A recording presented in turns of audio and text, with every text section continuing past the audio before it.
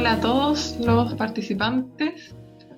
Bienvenidos a este módulo 3 del webinar Observadores de Tenencia Responsable, organizado por Fundación Abogados por los Animales. Ya como pueden ver por escrito, pero reiteramos las disculpas por los problemas técnicos que tuvimos. Esperemos que no les haya generado mayor inconveniente y que puedan ir sumándose de a poco todos los participantes de este grupo. Bueno, en el módulo de hoy, el módulo número 3, nos corresponde ver el tema de los animales de compañía y su relación con la salud, la seguridad pública y el medio ambiente. Para el módulo de hoy vamos a contar con dos grandes expositores. El primero de ellos es José Infa Álvarez, fundador de nuestra fundación, APLA, quien se desempeña como director del área jurídica. Él es abogado de la Universidad Mayor y cuenta con un diplomado en Criminología de la Pontificia Universidad Católica de Chile. Y además es miembro del Comité Técnico de Parda, Parlamentarios por la Dignidad Animal. También contaremos con la expositora María Francisca Arce, quien es médico veterinaria de la Universidad de Santo Tomás y cuenta con un diplomado en Medicina y Manejo de Especies Exóticas de la Universidad de Chile y también un diplomado en Medicina Interna, Diagnóstico y Cirugía en Animales Exóticos, impartido por el Instituto Mexicano de Fauna y Animales de Compañía. Bueno, antes de comenzar con la exposición, les quería recordar que luego de que nuestros expositores terminen, vamos a comenzar con la etapa de preguntas. Para esto, les pedimos que por favor hagan las preguntas pertinentes al tema en el ítem o icono que aparece abajo en su pantalla donde dice preguntas y respuestas, ¿ya? Para que podamos considerarlas y las vayamos contestando. Y a quienes aparezcan aún como espectador anónimo como su nombre de usuario, les pedimos que por favor nos digan su nombre, lo escriban aquí en el chat para efectos de pasar asistencia, ¿ya? Así que bueno, los dejo ahora con los expositores del módulo de hoy. Buenas tardes. Primero que todo, muchas gracias a Daniela por la presentación y agradecer la paciencia. Tuvimos un problema técnico con el enlace, pero bueno, ha sido resuelto. El día de hoy les vamos a conversar junto con Francisca, la veterinaria que nos acompaña en este módulo, sobre unos temas que dicen relación con ciertas finalidades que cumple la ley de tenencia responsable, la ley 21.020 que hemos visto a lo largo de todos estos módulos, y que dicen relación con aspectos que están en cierta medida conectados con intereses de los humanos, y como acá pueden ver en la lámina donde está el título de este módulo, dicen relación con la salud pública, la seguridad del medio ambiente. Esta charla, el día de hoy, este módulo se va a estructurar en dos partes. Voy a ver yo primero desde el punto de vista legal, para después dar paso a Francisca, quien va a hablar desde el punto de vista más médico veterinario y obviamente va a volver a ciertos conceptos que yo voy a mencionar a lo largo de esta charla. Así que partamos. Tenencia responsable de animales de compañía y su relación con la salud, seguridad pública y medio ambiente. Primero que todo, para comenzar el abordaje de esta temática, tenemos que entender que nuestra ley de tenencia responsable, en sus orígenes, al momento de haber sido propuesta su tramitación, por allá por el año 2008 aproximadamente, tenía ciertos objetivos que no estaban relacionados con la protección de la salud y bienestar animal. Actualmente podemos ver que es una normativa que en ciertos aspectos cumple con establecer ciertas limitaciones y obligaciones a los tenedores de animales de compañía para que el animal de compañía en cierta medida goce de cierto bienestar. En un origen, esta normativa lo que buscaba, más que centrarse en la salud y bienestar animal del animal de compañía, se buscaba regular y sancionar los daños que cometían animales de compañía a terceros, daños de todo tipo. Era una ley que tenía solamente un artículo y que buscaba responsabilizar al dueño de ese animal de compañía. Luego mutó y empezó a dotarse de otro tipo de contenido, pero actualmente de todas formas se promulgó una ley que contenía este tipo de normativas que buscaba responsabilizar al tenedor por los daños de un animal de compañía. Dentro de esos objetivos está el afán de esta ley de proteger la salud pública, la seguridad de las personas, el medio ambiente y las áreas naturales protegidas, aplicando medidas para el control de población de mascotas o animales de compañía. Esto lo podemos ver en el artículo primero de la ley 21.020. Lo más seguro es que en el módulo 1 pudieron haber visto que la ley tiene 4 objetivos y el día de hoy nos vamos a centrar básicamente en este, ¿ya? Dentro del concepto de tenencia responsable, que también pudieron haber visto en el módulo 1, cuando se hablaron de los deberes del tenedor responsable, también está contenido que el tenedor responsable debe respetar las normas de salud, seguridad pública, ¿ya?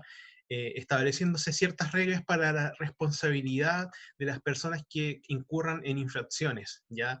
En ese sentido, para cumplir con estos objetivos, la ley de tenencia responsable establece una serie de obligaciones y de menciones a estos mismos tópicos que se pueden ver, por ejemplo, en las obligaciones que tienen las municipalidades y ministerios para procurar la salud de las personas y el medio ambiente al momento de establecer medidas para la tenencia responsable.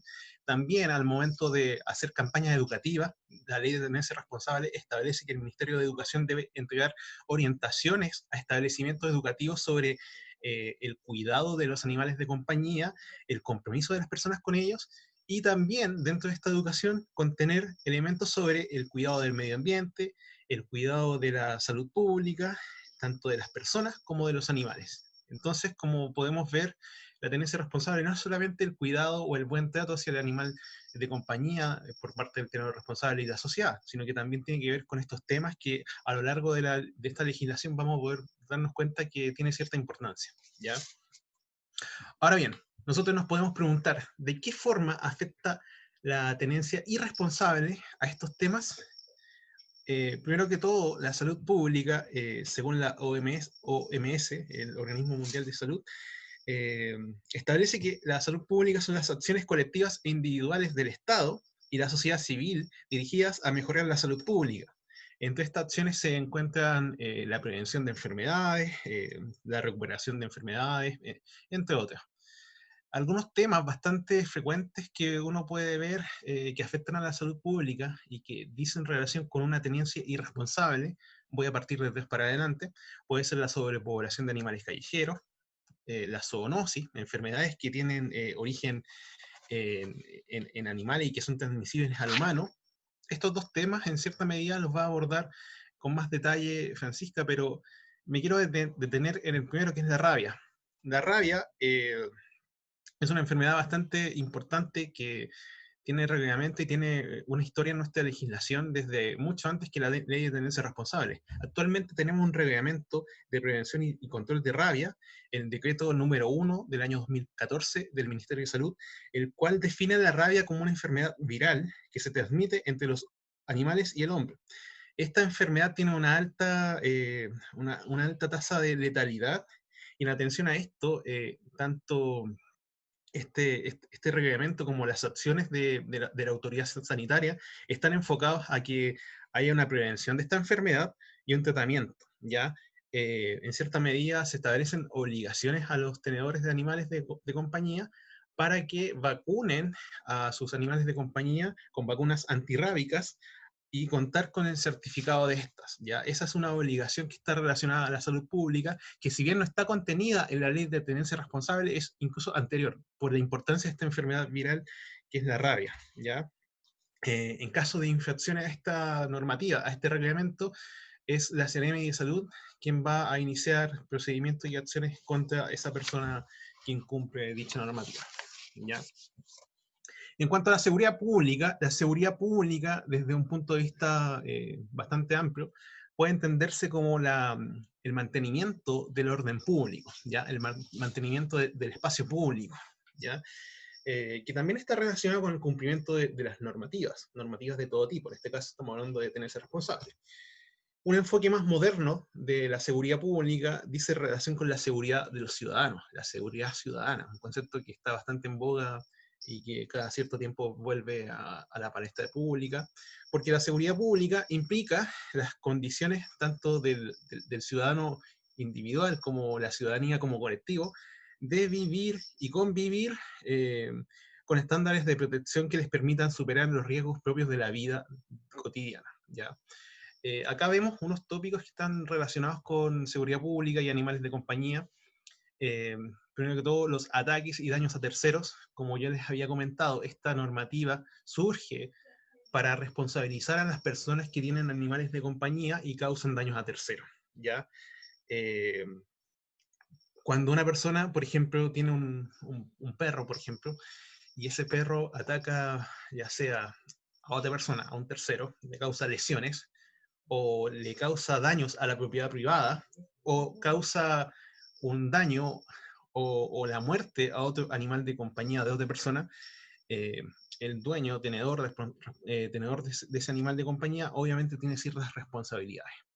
La ley de tenencia responsable, en su artículo 10, dispone que el tenedor de un animal de compañía deberá responder por los daños civiles, ¿ya? Eso es un artículo que está en la ley de tenencia responsable y que busca perseguir la responsabilidad del tenedor ante esta conducta del animal de compañía. Conducta que puede estar desligada de cualquier intencionalidad. Si mi animal de compañía sale porque yo simplemente fui descuidado y causó daños, voy a ser responsable. Si yo con intencionalidad solté a mi animal de compañía o lo entrené para que atacara, también voy a ser responsable y tal vez la responsabilidad va a ser mayor todavía, ¿ya? Relacionado a esto, los ataques y daños a terceros también tienen sanciones penales, ¿ya? Nuestro Código Penal establece dos puntos en los cuales aborda esta temática. Uno de ellos es cuando regula los cuasi delitos, ¿ya? Los cuasi delitos son aquellos delitos que el autor de este hecho ilícito, de cualquier tipo, no tiene la intencionalidad de causar ese hecho ilícito, ¿ya?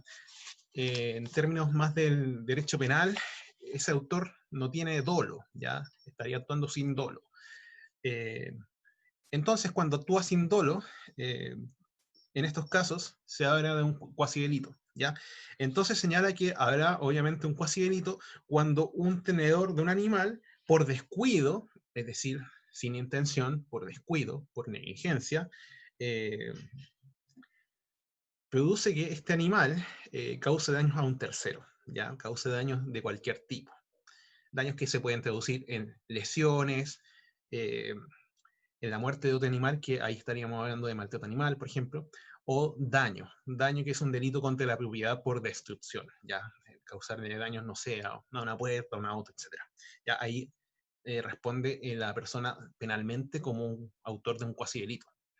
¿Ya? Y también hay una falta penal para los perros potencialmente peligrosos, en la cual una persona que deja suelto en un lugar de acceso público a un animal potencialmente peligroso va a cometer una falta, ¿ya? No voy a entrar en detalle en cómo se denuncian estos hechos, porque para eso está el módulo 4, donde hablamos propiamente tal de los delitos, ¿ya? Eh, Segundo, en seguridad pública también está el tema de los perros potencialmente peligrosos.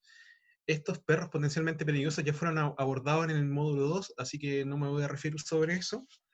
Y por último, un concepto que en cierta medida no está contenido en nuestra ley de tenencia responsable, pero sí está contenido en nuestras políticas públicas sobre seguridad pública, seguridad ciudadana, es el concepto de incivilidad, ¿ya?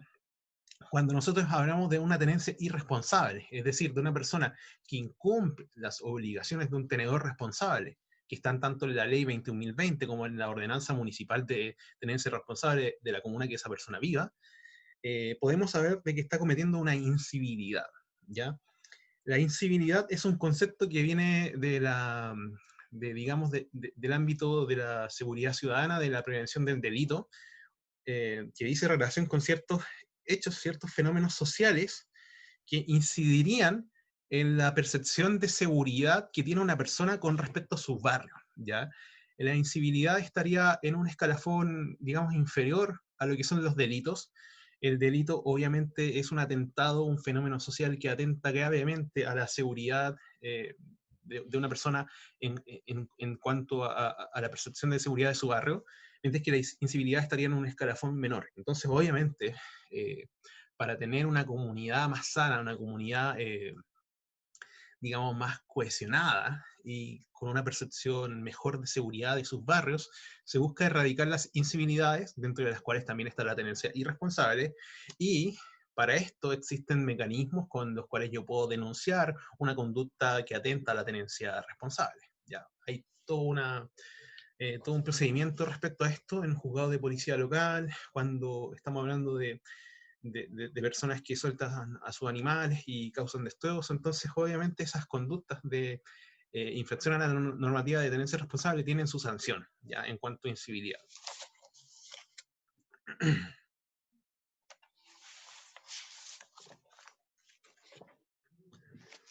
Por último, medio ambiente y áreas naturales protegidas. Bueno, yo esto lo voy a ir pasando a la rápida. Como les decía, esto va a ser abordado en su oportunidad por Francisca. Podemos ver que obviamente hay un interés de proteger el medio ambiente libre de contaminación en este caso, en cuanto a derecho fundamental que tenemos las personas, que está en nuestra Constitución, de hecho en el artículo 19, número 8.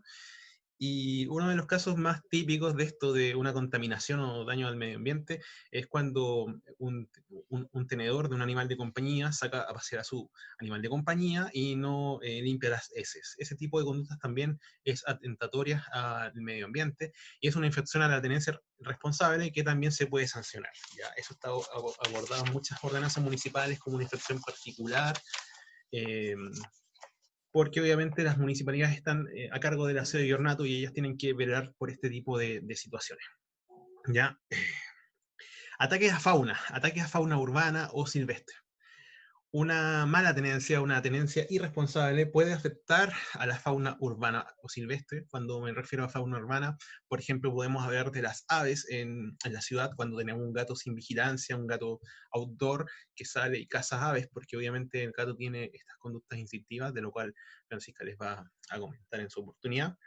Y en área silvestre, lo más común es ataque a la fauna silvestre por parte de, por ejemplo, jaurías de perros y ese tipo de situaciones que son bastante comunes.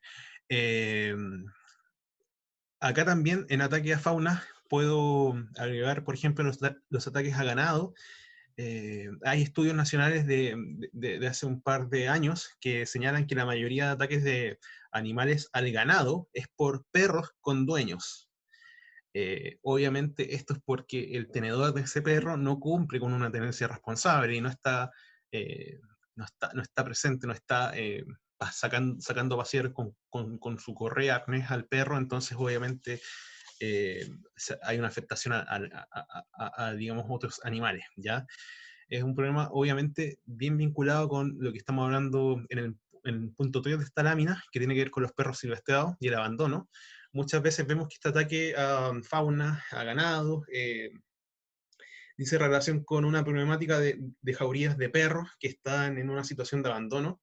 Se suele hablar de perros asilvestrados en el debate público porque supuestamente estos ataques serían por perros que habrían perdido su condición de domésticos para pasar a un estado de salvaje. Y esto lleva también un trasfondo, que en este momento, cuando hablamos de perros silvestrados, estamos hablando también de un debate público que se da en el Congreso sobre cómo controlamos esta situación.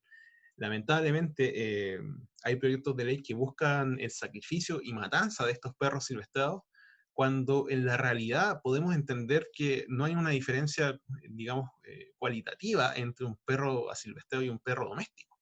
Si uno se pone a comparar un perro asilvestrado con un perro abandonado, van a haber muchas similitudes, van a tener obviamente la misma tal vez fisionomía, obviamente con las salvedades que pueden ser de distintas razas, pero en cierta forma tú no vas a tener una característica que tú digas, este es un perro silvestrado, porque lo que lo caracteriza como perro silvestrado finalmente es algo conductual. Entonces esos proyectos de ley buscan solucionar esta situación, pero con ciertos errores conceptuales que nosotros como fundación obviamente estamos en contra, y que nos preocupa la situación de que se busque la matanza de animales como una forma de solución de problemáticas que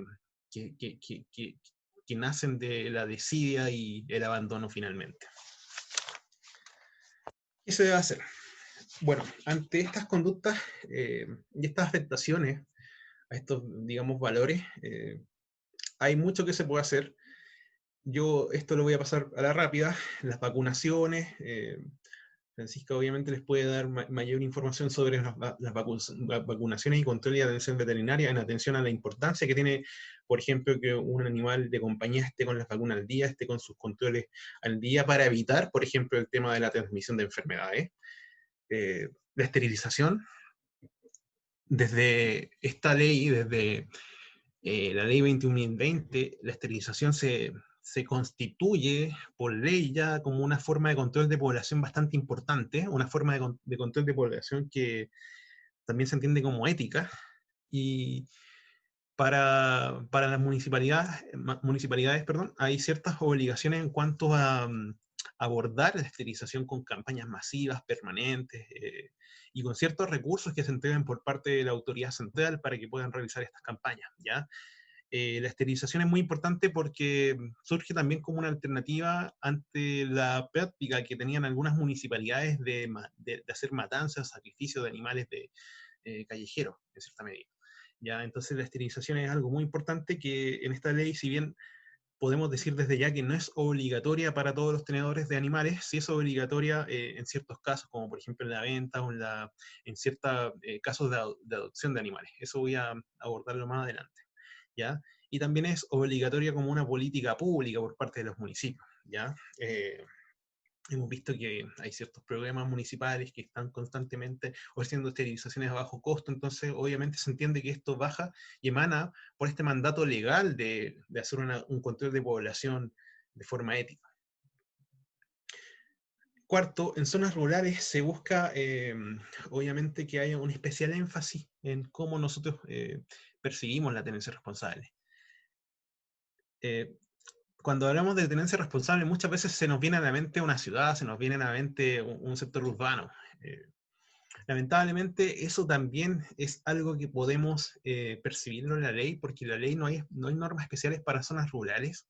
En las zonas rurales, al menos estimo yo, y nosotros como organización también lo estimamos, hay que hacer un esfuerzo especial para que, por ejemplo, los animales de compañía no salgan y causen, digamos, daños a terceros, no causen daño a la fauna silvestre, no causen daños al medio ambiente, ¿ya? Si bien en este momento no es una obligación, la recomendación es que se adopten medidas de vigilancia especiales, ¿ya? Evitar que el animal de compañía salga sin vigilancia, evitar que el animal de compañía salga y dé paseos libremente. Hay estadísticas que señalan que en zonas rurales al menos el 90% de perros, digamos, domésticos salen libremente y hacen paseos. Hace poco hubo un caso de una matanza de un perro, en la cual nosotros interpusimos querella en la comuna de San Rafael, donde un sujeto, pensando que el perro era un perro silvestrado, le apuntó con su arma y le disparó 3 veces y lo mató.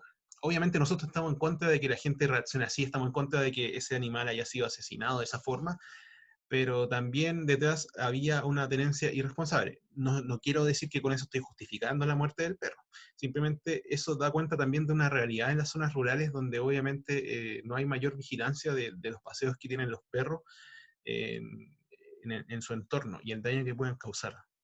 Obviamente esto también tiene que ser un esfuerzo legislativo de imponer mayores obligaciones tal vez al tenedor de animales de compañía en zonas rurales para que esta realidad cambie y para que haya mayor vigor por parte de la ley de controlar esta situación, ¿ya?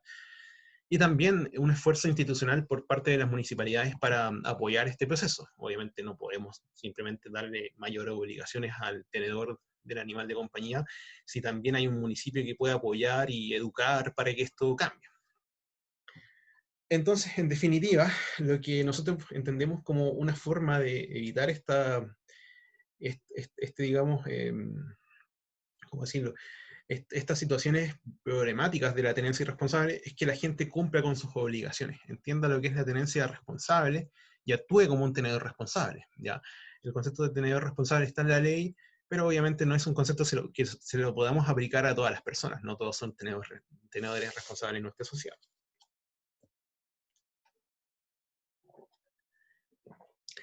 Centros de mantención temporal, venta y adopción de animales de compañía. Esta es digamos, la segunda parte de mi exposición.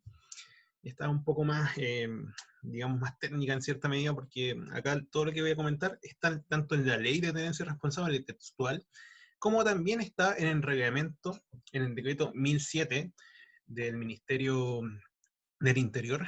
Este es el reglamento que regula ciertos aspectos de la tenencia responsable, y que junto con otro reglamento son los reglamentos que establece esta ley. El otro reglamento es el reglamento del Ministerio de Salud, y este reglamento no está vigente en este momento, todavía no ha sido dictado. Entonces, muchas de las cosas que voy a comentar ahora, en cierta medida, están operativas, pero falta el detalle y falta el contenido más grueso, más específico de lo que este reglamento establecería, ¿ya? Avancemos. ¿Qué es un centro de mantención temporal? Bueno, yo estoy seguro que entre los asistentes de estos cursos, más de alguno es un integrante, un activista, que participa en uno de estos denominados centros de mantención temporal. No les voy a leer la definición textual, pero el concepto base de esto es que los centros de mantención temporal son espacios, lugares donde se mantienen de forma temporal animales de compañía, ¿ya? Para distintos fines. Ahí podemos ver en la definición que la ley establece al menos 9 centros de mantención temporal. Están, por ejemplo, hoteles para animales, hospitales, consultas veterinarias, establecimientos de investigación, centros de rescate, albergues, y también está los centros de venta, los criaderos, ¿ya? La ley señala esos 9, pero en el reglamento se especifican muchos más. El concepto de centro de mantención temporal está abierto a cualquier tipo de situación en que en un lugar específico se mantenga un animal de compañía de forma no permanente, tal como señala esa ley, ¿ya? En el reglamento se estipulan 18, acá vemos 9, ¿ya? No todos están definidos, no todos están regulados de forma específica. La ley obviamente regula los que requieren, digamos, mayor importancia, mayor foco, por digamos, las implicancias que ellos tienen. Y por eso nosotros vamos a hablar en este módulo sobre los centros de venta y los centros de cría de animales, porque esos son los que mayor importancia tienen en cuanto a las situaciones que se pueden dar y lo que tiene que obviamente ser fiscalizado. En reglamento define algunos, por ejemplo, el centro de rescate voy a leer la definición, son aquellos lugares, recintos o establecimientos dotados del espacio y la infraestructura apropiada, con uno o más administradores responsables de carácter público o privado, sin fines de lucro, creados para acoger de forma temporal a determinadas mascotas o animales de compañía, de acuerdo con una estrategia o sistema de funcionamiento aprobado por un médico veterinario, ¿ya? Bueno, acá se establecen ciertas obligaciones a los centros de mantención temporal que dicen relación tanto con lo que hemos venido hablando, con el tema de la salud pública, por las condiciones higiénicas, sanitarias que estos deben mantener, como también obligaciones tendientes a proteger la salud y bienestar de los animales que estén en estos centros de mantención temporal. Aspectos legales de los centros de mantención temporal. Bueno, hay ciertas obligaciones que están en la ley 21.020. Estas son las principales. Perdón. Y es en relación con lo siguiente. Bueno, una de las principales obligaciones que tienen los centros de mantención temporal es mantener un registro o bitácora de ingresos y egresos de animales de compañía, ¿ya? Todo centro de mantención temporal, sea un albergue, un centro de rescate, un centro de venta, etcétera, tiene que tener esta bitácora. Esta bitácora va a registrar cada uno de los animales, ¿ya? Que salgan y entren de él. todos, con los datos tanto de la especie, la raza, edad y el destino finalmente. ¿Cuál fue la forma de ingreso o egreso? Mantener condiciones de bienestar animal. Según la ley de tenencia responsable, estarán obligados a mantener condiciones de bienestar animal, higiénicas y sanitarias adecuadas al tipo y cantidad de animales que alberguen, ¿ya? Respecto a estas condiciones de bienestar, la ley establece que estos recintos deben contar con espacios suficientes para cubrir las necesidades fisiológicas y etológicas de los animales de compañía, proveyéndole tanto alimentos y aguas en cantidades necesarias, ¿ya?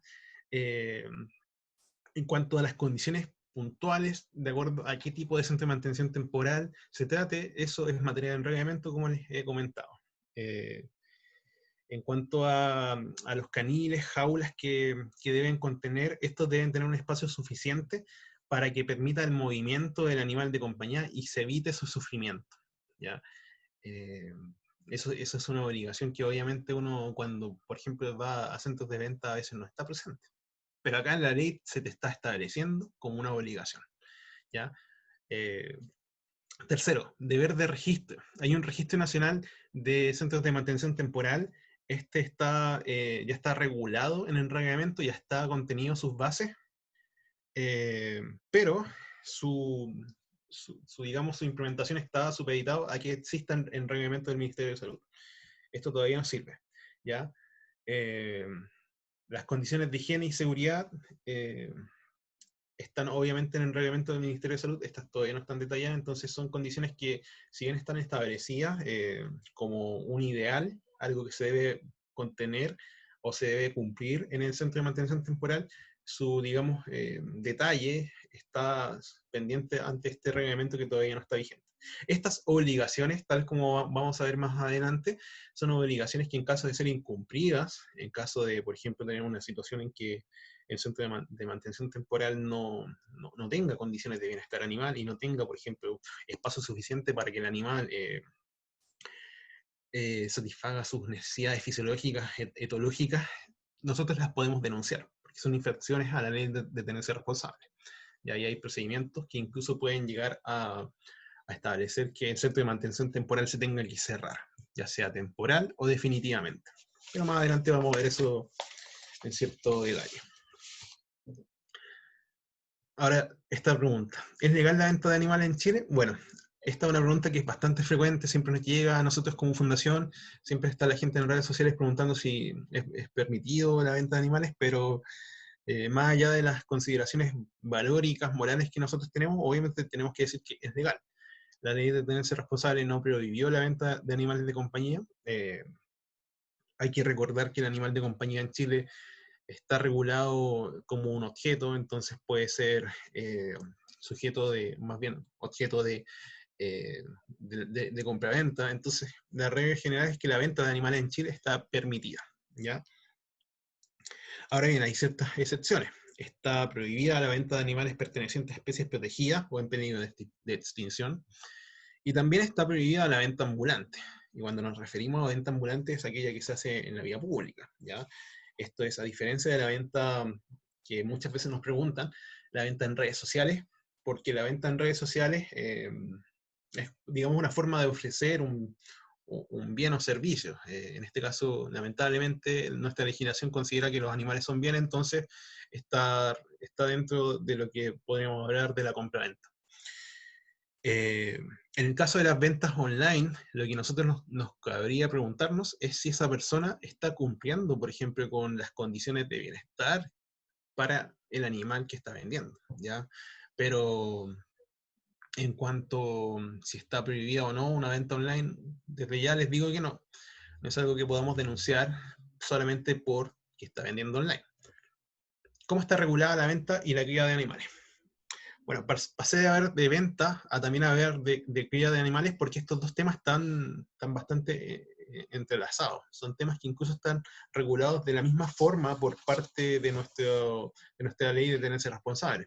Hay muchas similitudes y muchas obligaciones que se aplican a ambos casos, ¿ya?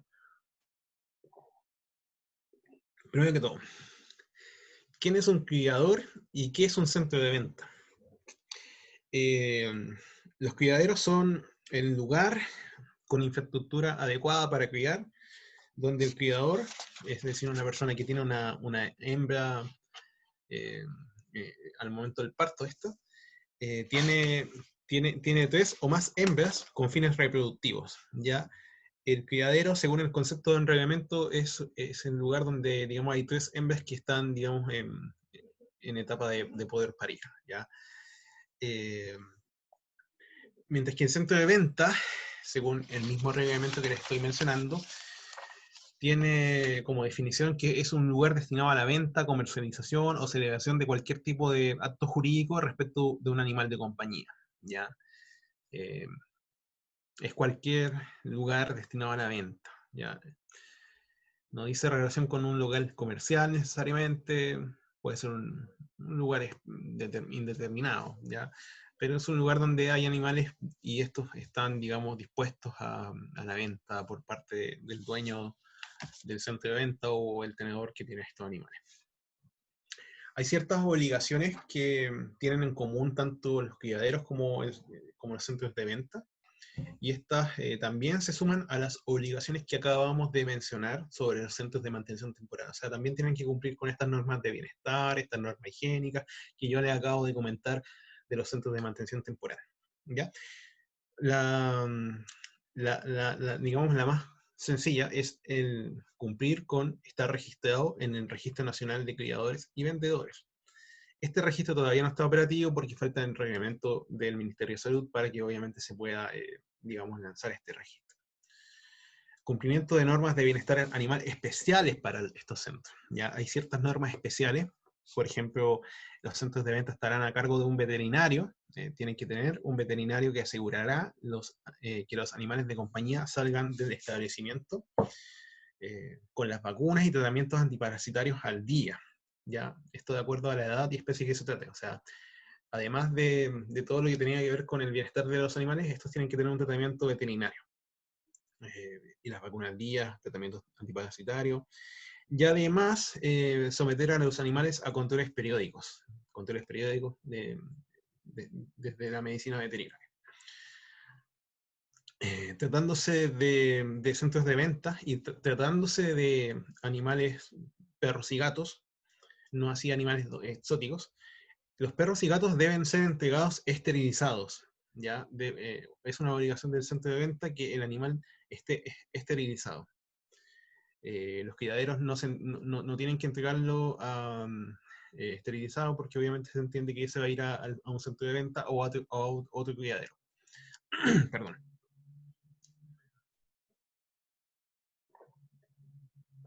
Esterilizado. Y esto obviamente es bastante polémico porque, claro, ¿cuál es la edad en la que esterilizan? Muchas veces estos centros de ventas venden animales a una edad muy temprana, entonces hay ciertas opiniones veterinarias que esto es bueno o malo. Obviamente eso se puede profundizar más adelante.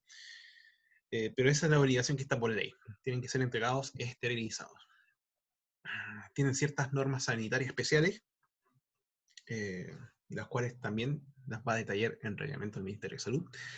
Pero en el caso de un centro de venta o un centro de cría de animales, deben contar con sistemas de extracción de aire o cualquier otro tipo de sistema que impida que las personas que concurran a estos lugares, digamos, sean afectados por malos olores, ¿ya? Esto es bastante común que uno lo vea en centros de ventas que tienen un mal olor, no tienen sistemas de extracción, y esas son cosas que uno puede desde ya empezar a denunciar, que ya está en la ley, que no está pendiente en reglamento para que esto sea fiscalizado. ¿Ya? Tratándose de centros de venta de perros potencialmente peligrosos, y lo mismo con los criaderos, tienen que registrarse en un registro especial para criaderos y vendedores de perros potencialmente peligrosos, que también todavía no está vigente. Por último, se establecen sanciones para estos casos, tanto para los centros de venta, centros de cría de animales, como también centros de mantención temporal, que la infracción a la normativa que acá les acabo de comentar, la infracción a estas obligaciones, tiene como sanción una multa de 1 a 50 UTM. En el caso de reincidencia se puede doblar esta sanción, es decir, puede llegar a 100 UTM. Y también el juez de policía local puede aplicar una clausura temporal o definitiva del establecimiento. Ya, esto aplica también para centros de venta. Por eso es muy importante que la gente, más que quedarse en la funa pública, más que quedarse en repudio social de decir que X centro de venta tiene malas condiciones a los animales que están ahí presentes, hay que denunciarlo, ¿ya? Sobre los procedimientos se va a conversar más en detalle en el módulo 4, ahí se va a comentar en detalle los procedimientos que se establecen a propósito de la ley de tenencia responsable, pero esto obviamente puede ser denunciado ante, digamos, carabineros, inspectores municipales, porque son normas de juzgado de policía local. Y son esas instituciones, esas autoridades las que están a cargo de la fiscalización, ¿ya? Es muy importante que ustedes también al momento de denunciar cuenten con los antecedentes suficientes y también con la motivación de participar en los procesos, porque no basta con que yo solamente denuncie, o sea, también tengo que, por ejemplo, eventualmente ir a declarar, ir a entregar los antecedentes con los que yo cuento, videos, fotografías, otros testigos, etcétera. O sea, la denuncia tiene que ser lo más responsable posible para conseguir un resultado. En este caso, llegar incluso hasta el cierre del local si es que no están cumpliendo con estos estándares que establece sobre bienestar animal por parte de la ley. Para ir cerrando mi módulo, adopción de animales de compañía. Bueno, yo, en cierta medida, esto lo voy a ir pasando bastante rápido, no es mucho lo que está regulado en cuanto a adopción en la ley de tenencia responsable, pero tenemos que señalar que la adopción de animales es básicamente darle una segunda oportunidad a un animal de compañía, a un animal que ha sufrido tal vez maltrato, que ha sufrido abandono y que no lo ha pasado bien. Cuando nosotros generalmente adoptamos animales, estos animales vienen ya sea de un descuido, de una negligencia o incluso de actos de maltrato, ¿ya? Actos de maltrato que incluso pueden ser agresiones o abandono. Ya, entonces, obviamente la adopción surge como una forma de darle una segunda oportunidad a este animal que no lo ha pasado muy bien y, digamos,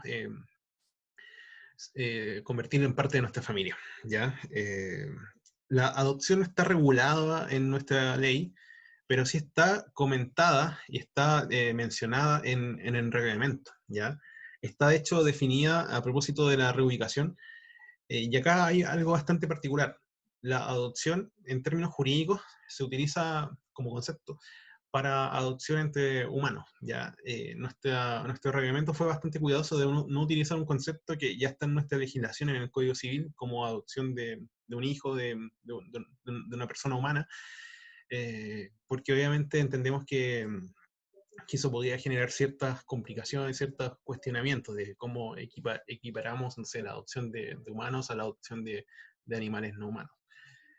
Obviamente eso tiene que cambiar en algún momento, tenemos que entender que esto es básicamente bastante similar a darle familia a una persona humana, y obviamente eso es un cambio cultural que es para futuro, ¿ya? Más allá de este conflicto, digamos, semántico, de los conceptos que utiliza la ley, la reubicación, como entiende adopción en este caso en reglamento, es la entrega de un animal o mascota rescatado del abandono a un tercero no inhabilitado que voluntariamente asume su tenencia, de forma temporal o definitiva. ¿Ya? El foco de la reubicación o adopción en este reglamento es el animal abandonado, porque busca de una forma hacerse cargo de la sobrepoblación, digamos, callejera de animales y también de la problemática del abandono, ¿ya? Entonces todo lo que voy a comentar acá, que regula el reglamento, dice relación de este tipo de adopción, ¿ya?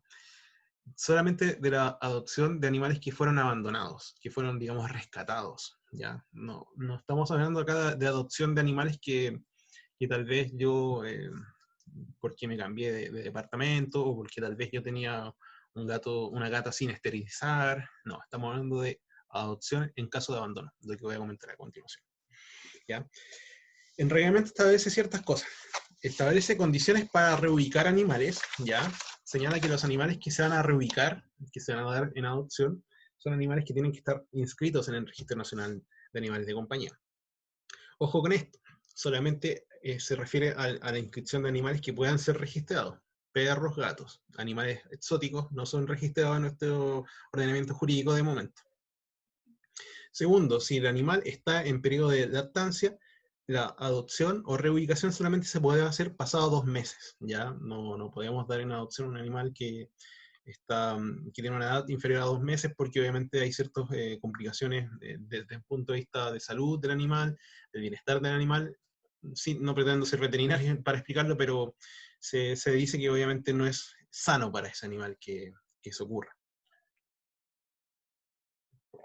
Tercero, el animal de compañía al momento de ser entregado tiene que, digamos, tiene que indicarse las características que éste tiene, sus cuidados especiales, y en caso de poseer alguna patología permanente, temporal o discapacidad física, se le tiene que indicar a la persona que va a recibir este animal de compañía dicha situación, y él tiene que prestarnos un consentimiento informado, ¿ya?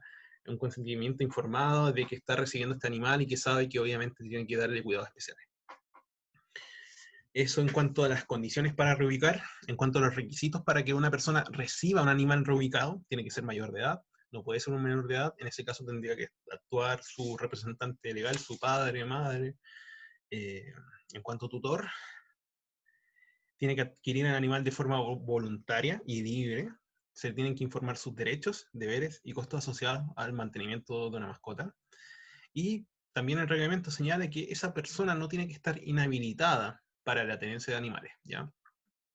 Esto es bastante complicado de cumplir, porque al mismo tiempo, cuando nosotros estamos hablando de reubicación, no se establece una obligación de que la persona que va a recibir un animal de compañía te exhiba su registro de antecedentes, y tampoco existe un registro nacional de condenados por maltrato animal como para que tú, persona que está dando en adopción a un animal, pueda consultarla. Entonces, obviamente eso muchas veces en la práctica depende de la buena fe. Por último, en cuanto al rol del centro de rescate, cuando está participando de la reubicación, estos tienen que entregar al animal desparasitado, vacunado y esterilizado. Y si obviamente nos retrocedemos a la explicación del centro de mantención temporal, este centro de rescate, en cuanto centro de mantención temporal, tiene que registrar la salida del animal, tiene que cumplir con registrarlo en su bitácora. Eso en cuanto a mi módulo. Voy a dar paso a Francisca para que nos comente sobre estos temas desde un punto de vista médico veterinario. Hola, muy buenas tardes a todos. ¿Ya?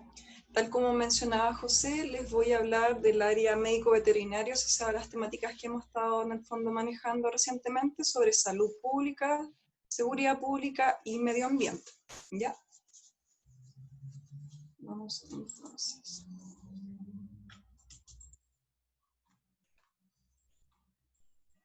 No avanza la pantalla.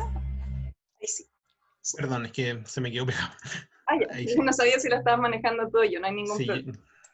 Ya, entonces, voy a comentarles a modo introductorio por qué les puse básicamente este porcentaje acá sobre una encuesta que se realizó acá en Chile. Es para que nos demos cuenta que efectivamente en Chile hay un alto porcentaje de la población que efectivamente tiene contacto y tiene relación con animales de compañía, ¿ya? Más o menos un 73% de las personas efectivamente en este caso tienen relación con los animales, ¿ya? Por lo tanto, el hecho de nosotros interactuar con otro tipo de especies nos generan desafíos asociados, que es lo que vamos a conversar a continuación.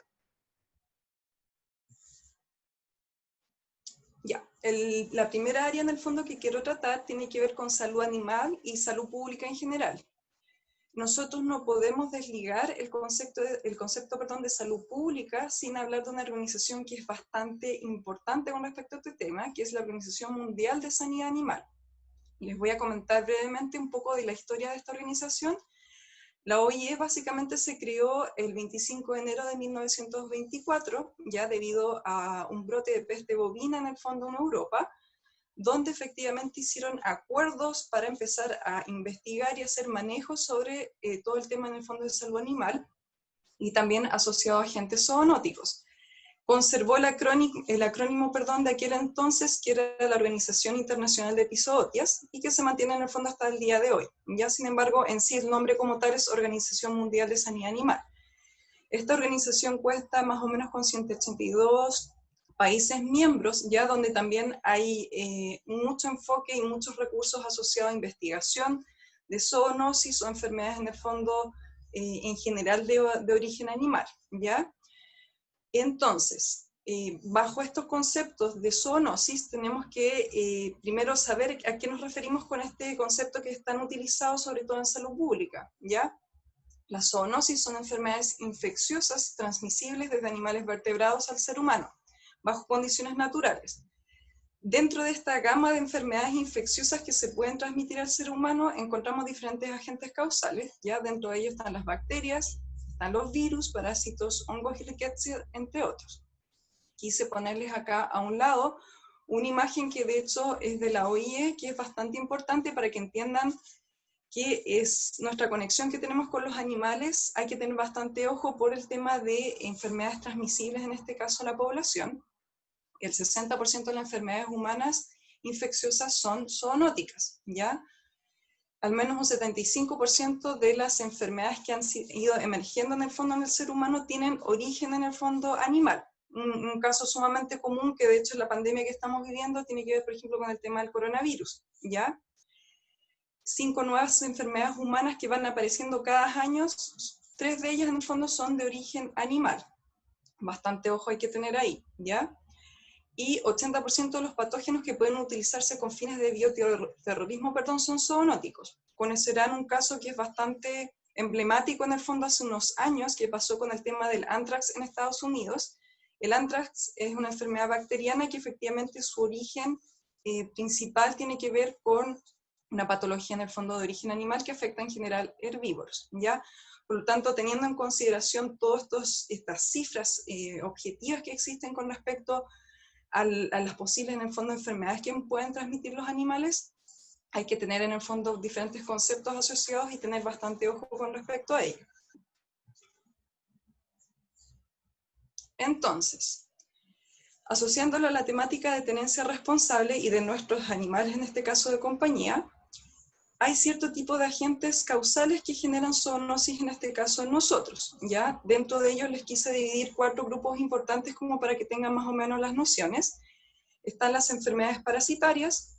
Un ejemplo bastante común de ello tenemos, por ejemplo, la famosa sarna, la sarna sarcóptica, que es en el fondo un agente zoonótico, se puede contagiar en este caso al ser humano, desde, por ejemplo, un canino a un dueño o una persona que esté rescatando, por ejemplo, un animal, etcétera, etcétera. También tenemos el tema de los parásitos gastrointestinales, cuyo ciclo en el fondo puede generar una transmisión directa, en este caso al ser humano, o transmisión a otro tipo de animales en el fondo que estén en el ambiente, ¿ya? Enfermedades bacterianas. Tenemos, por ejemplo, la enfermedad asociada a la leptospirosis, que es una zoonosis que es bastante compleja y que está presente en nuestro país. Está la Brucella canis, por ejemplo, que puede generar abortos en mujeres embarazadas, ¿ya? Enfermedades virales. Dentro de ellas voy a nombrar lo que había mencionado José. Efectivamente, una de las enfermedades virales con mayor relevancia en cuanto a salud pública tiene que ver con la rabia. Acá en Chile el vector de rabia es el murciélago insectívoro, ¿ya? El murciélago insectívoro, que puede ser un portador en el fondo de este agente viral, que, ojo, también es mortal, por eso es bastante complejo. Puede transmitirlo en el fondo, en este caso, a nuestros animales de compañía o generar una transmisión directa en el caso de nosotros, ¿ya? Por eso es importante mantener protegidos nuestros animales con los protocolos de vacunaciones correspondientes, ¿ya? Por último están las enfermedades fúngicas, que son las enfermedades asociadas a hongos, más o menos para que me entiendan, ¿ya? Por ejemplo, un agente bien conocido que es el Microsporum canis, la famosa tiña que habla la gente en el fondo en términos comunes, son agentes que pueden generar transmisión directa, en este caso, a los dueños o quien esté manipulando, en este caso, algún animalito, en este caso de compañía.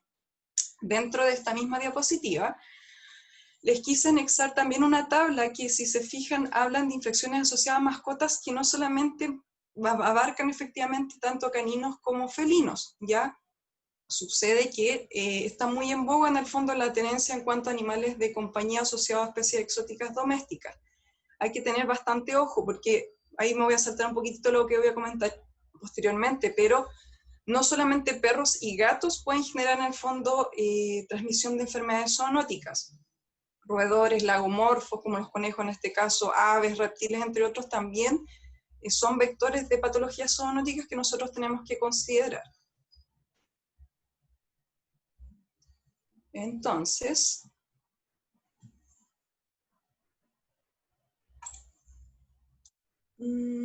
ahí está. ¿Cómo podemos entonces manejar en términos de tenencia una adecuada relación tutor-mascota para evitar problemas de zoonosis? Primero que todo, en el fondo hay que conocer a la especie. ¿Por qué les comento esto? Me sucede mucho en clínica, sobre todo cuando llegan reptiles, que la gente, por ejemplo, no conoce, o la verdad no tiene como mayor conocimiento con respecto a que, por ejemplo, la mayoría de los reptiles tienen como biota en el fondo normal gastrointestinal, en este caso un agente bacteriano que tiene un potencial zoonótico bastante complejo, que es la salmonela. ¿Qué sucede?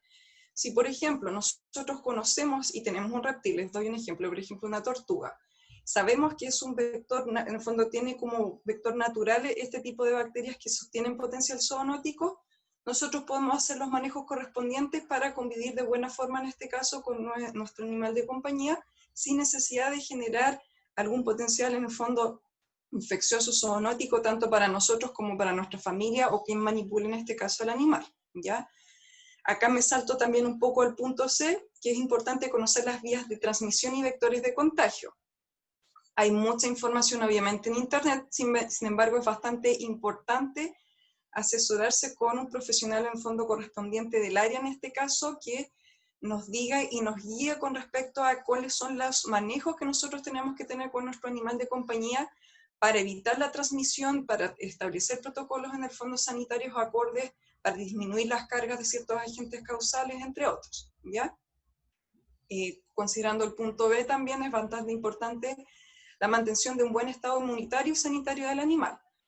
Si nuestro animal, en este caso de compañía, está con un buen estado en el fondo sanitario, es decir, está con sus protocolos correspondientes, y aparte tiene un buen estado inmunitario, es decir, nosotros le otorgamos lo que el animal necesita para vivir de manera correcta y que no se enferme, entre otros, vamos a disminuir en un buen porcentaje las posibles probabilidades de que en este caso nuestro animal curse con algún tipo de patología, sobre todo si es que tiene en este caso potencial zoonótico, ¿ya? Por lo tanto, todos estos puntos de nosotros conocer con qué especie estamos interactuando, manejarla bien, tenerla de manera correcta en términos sanitarios, nos lleva al punto principal, que es tener una buena tenencia responsable, en este caso con nuestra mascota.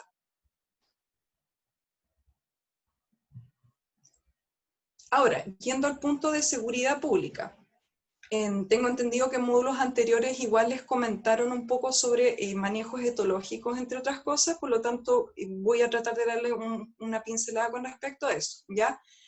A ver, puse manejos en paseos, arnés, correas y guiados.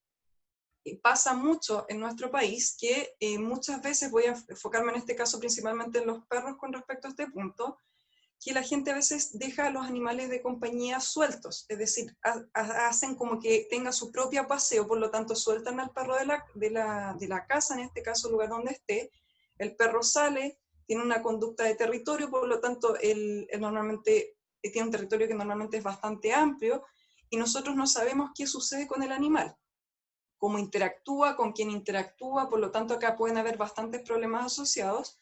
Uno, en cuanto a bienestar de la propia mascota, porque nosotros no sabemos qué puede pasar con ella, puede estar expuesta a cualquier accidente. Lo otro, no sabemos cómo puede interactuar con otros animales que estén en el fondo en el sector. Y lo otro también, que lo vamos a abordar después, puede generar problemas con fauna silvestre o fauna en el fondo que esté interurbana, en este caso, también se pueden generar problemas asociados.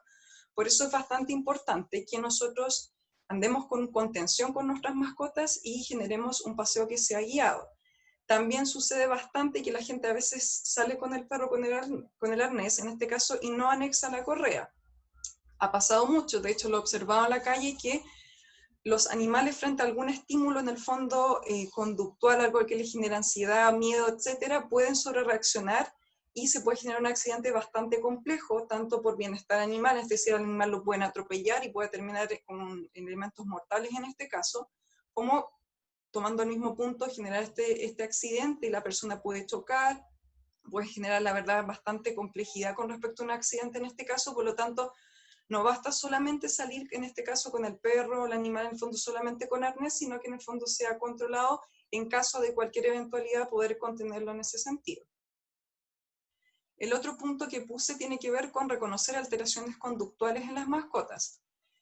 Si es que nuestro animal de compañía tiene algún tipo de conducta, por ejemplo, agresión por defensa, ansiedad, etcétera, etcétera, alguna conducta etológica que esté en tratamiento con respecto a ello, es bastante importante también no forzarlo a interactuar con otros animales, por ejemplo, en algún paseo o algo, si sabemos que puede generar algún problema, en este caso en otras mascotas, y también generar un problema para el propio animal. Por lo tanto, ese es un punto que también hay que considerar bastante bien cuando uno interactúa con otros animales en el fondo, en el medio, ¿ya? Reconocer mecanismos de interacción de cada especie con el medio. No es lo mismo, no todos los animales interactúan de la misma forma con el medio ambiente. Ya, por ejemplo, un canino y un felino, que son las especies más comunes, por eso las nombro, no interactúan, no tienen los mismos patrones de interacción en el fondo con el medio ambiente, ya sean con personas, con otros animales, etc. Por lo tanto, nosotros no tenemos que tener una especie como de visión de túnel en este caso, solamente pensando que nuestra mascota puede interactuar solamente o va a tener solamente este tipo de patrón. No, todos en el fondo hay que conocer los mecanismos de interacción de nuestra mascota con el medio ambiente para no forzarlos a algún elemento que puede mermar en este caso su bienestar animal, como también generar problemas con interacción con otros dueños, etcétera, etcétera. Por otro lado, devolvamos la diapo que se fue, me faltó un punto. Ya. La correcta identificación de la mascota. ¿Por qué lo anexé en este punto de seguridad pública? Porque considero que es bastante importante. Uno de los métodos de identificación de las mascotas que es bastante útil, la verdad, es la implantación del microchip. Es bastante importante en este caso que nuestra mascota esté con implantación de microchip y aparte anexado al Registro Nacional de Mascotas asociado al tema. ¿Por qué? Si por algún X motivo nuestro animal se escapa y genera algún tipo de accidente, etcétera, es una de las formas más certeras para poder identificar y ligarlo al tutor responsable, en este caso de la mascota, y que recaigan en el fondo las responsabilidades correspondientes con respecto a ello. Si las mascotas en general no tienen este registro de identificación, es bastante complejo, si es que sucede algún tipo de accidente o tenemos que contactar al dueño, etcétera, etcétera, buscar en el fondo una forma en el fondo de contactar a la persona directamente en este caso, ¿ya?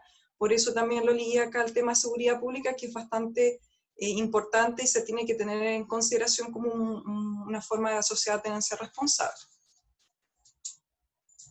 Vamos entonces con la otra diapositiva. Ya, el último punto que acá en el fondo voy a abordar tiene que ver con tenencia responsable y relación con el medio ambiente.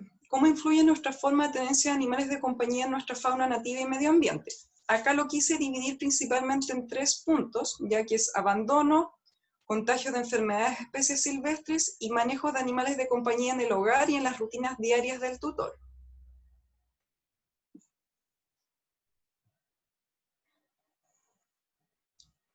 Vamos entonces con la otra diapo. Acá está entonces el punto de abandono. Acá les quise anexar para que si quieren lo pueden buscar el estudio, porque está en internet, se puede descargar y se puede leer. Ya un estudio bastante interesante que se hizo acá en Chile, donde se hizo un análisis de registros de ataque a fauna silvestre chilena por, en este caso, 2 de las especies más comunes en el fondo que se tienen como animales de compañía, que es el canino doméstico y el felino doméstico en este caso, entre los años 2000 y 2016. Bueno, este estudio nos habla, ¿cierto?, de cuáles de estas 2 especies son las que más generan problemas con respecto a fauna silvestre, que la mayoría de los casos fueron, en este caso, caninos, ¿ya? Las regiones que fueron más afectadas y el tipo de animales, en el fondo, que generaba como mayor problemática en cuanto a mortalidad, entre otros, con respecto a dichos ataques, dentro de las cuales, lamentablemente, bueno, hay un alto porcentaje de aves, sobre todo aves playeras, que se vieron afectadas en el fondo por el tema de ataques a fauna silvestre, y mamíferos artiodáctilos, que para que entiendan son los ungulados, que son como más o menos los pudú, las guanacos, entre otros, ¿ya? Entonces, volviendo al punto de abandono, ¿qué sucede si, por ejemplo, una persona abandona a su animal? Y sobre todo si es que está en un sector rural o cercano a una zona donde haya conexión con fauna silvestre, el animal por instinto obviamente va a buscar sobrevivir, por lo tanto va a entrar en un nicho ecológico donde normalmente no debiese estar y va a empezar con competencia de recursos frente a otros, en el fondo, animales que estén en el sector. Ya otros, por ejemplo, depredadores, se ven mermados en el fondo sus presas porque efectivamente va a introducirse un animal que no corresponde a su nicho ecológico, ¿ya? Por otro lado, también, este mismo animal, en este caso abandonado, empieza a generar depredación con respecto a otro tipo de animales por conductas en el fondo de supervivencia. Ya por lo tanto, ahí empezamos con ataques, frente en el fondo, en este caso, fauna silvestre con respecto a animales entre comillas presa, aves pequeñas, mamíferos pequeños, entre otros, como incluso también con otro tipo de animales como más depredadores, incluso pumas se han visto afectados por manadas de perros en el fondo que han generado ataques a este tipo de especies.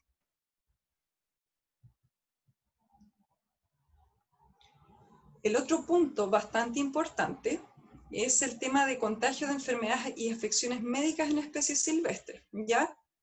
A ver, existen, acá yo les puse algunos ejemplos, pero existen muchos más de patologías infectocontagiosas, patologías en el fondo, o sea, más que patologías hechos en el fondo médicos que generan mortalidad como lesiones traumáticas en fauna silvestre.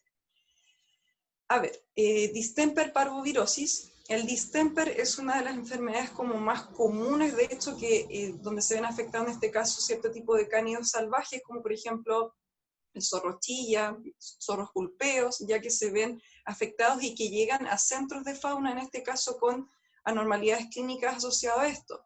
Tenemos que considerar que son animales que no están acostumbrados a cierto tipo de cepas virales, por lo tanto, cuando se enferman, normalmente tienden a pasar a fases que muchas veces se ven en fases neurológicas, donde el 100% la verdad fallece en este tipo de casos, ¿ya? Está también, por ejemplo, el parvovirus, que la mayoría lo más probable es que debe conocer, que esta enfermedad gastrointestinal que ya en caninos domésticos es bastante terrible. Imagínense cómo afecta a otros animales, en este caso cánidos, cierto tipo de mustélidos también que se ven afectados con respecto a este tema. Erliquiosis anaplasma, que son enfermedades que afectan a nivel sanguíneo.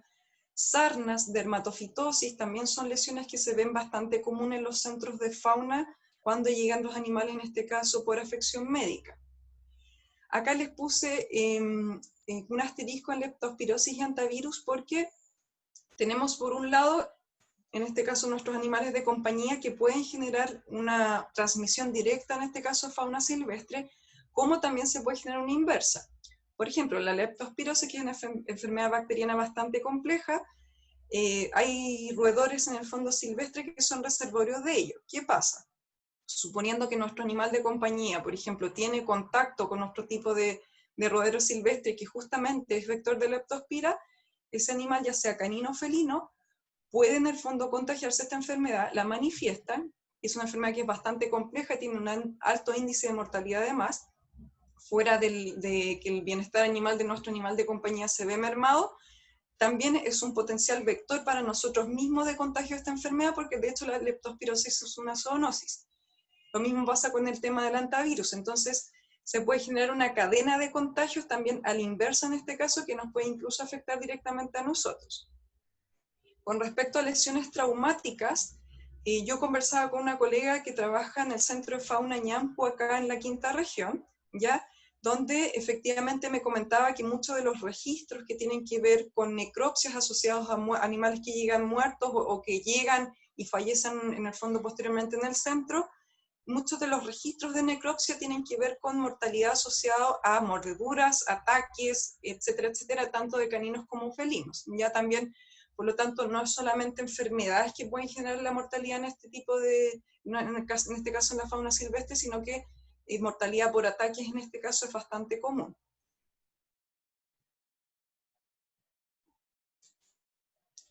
Manejo de animales de compañía en el hogar y en las rutinas diarias del tutor. ¿A qué me refiero específicamente con esto? Acá puse un punto que es un poco tajante, pero considero que es bastante importante, que tiene que ver con no asistir con animales de compañía a sitios de reservas naturales trekking, preferir sitios de paseo tradicional. Tal como les mencionaba y como hemos visto en el fondo en las diapositivas anteriores, nuestros animales de compañía lamentablemente pueden ser vectores de enfermedades para otro tipo de animales, pueden generar conductas de depredación en el fondo en otro tipo de animales, y aún así, incluso a veces teniendo los protocolos sanitarios en el fondo de manera correcta, nada nos asegura que pueda tener algún tipo de carga de ciertos agentes patógenos que puedan ser transmitibles, en este caso a fauna silvestre, que están menos expuestas a cierto tipo de agentes causales específicos, ¿ya?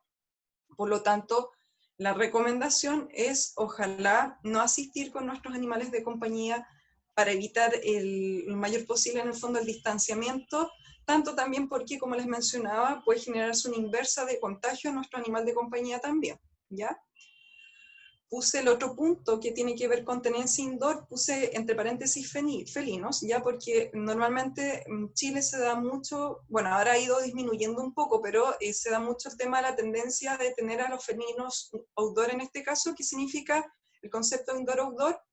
Indoor tiene que ver con mantener al felino en el fondo dentro del hogar, o si sale, por ejemplo, un patio, etcétera, etcétera, salga monitorizado en el fondo, en este caso con el dueño.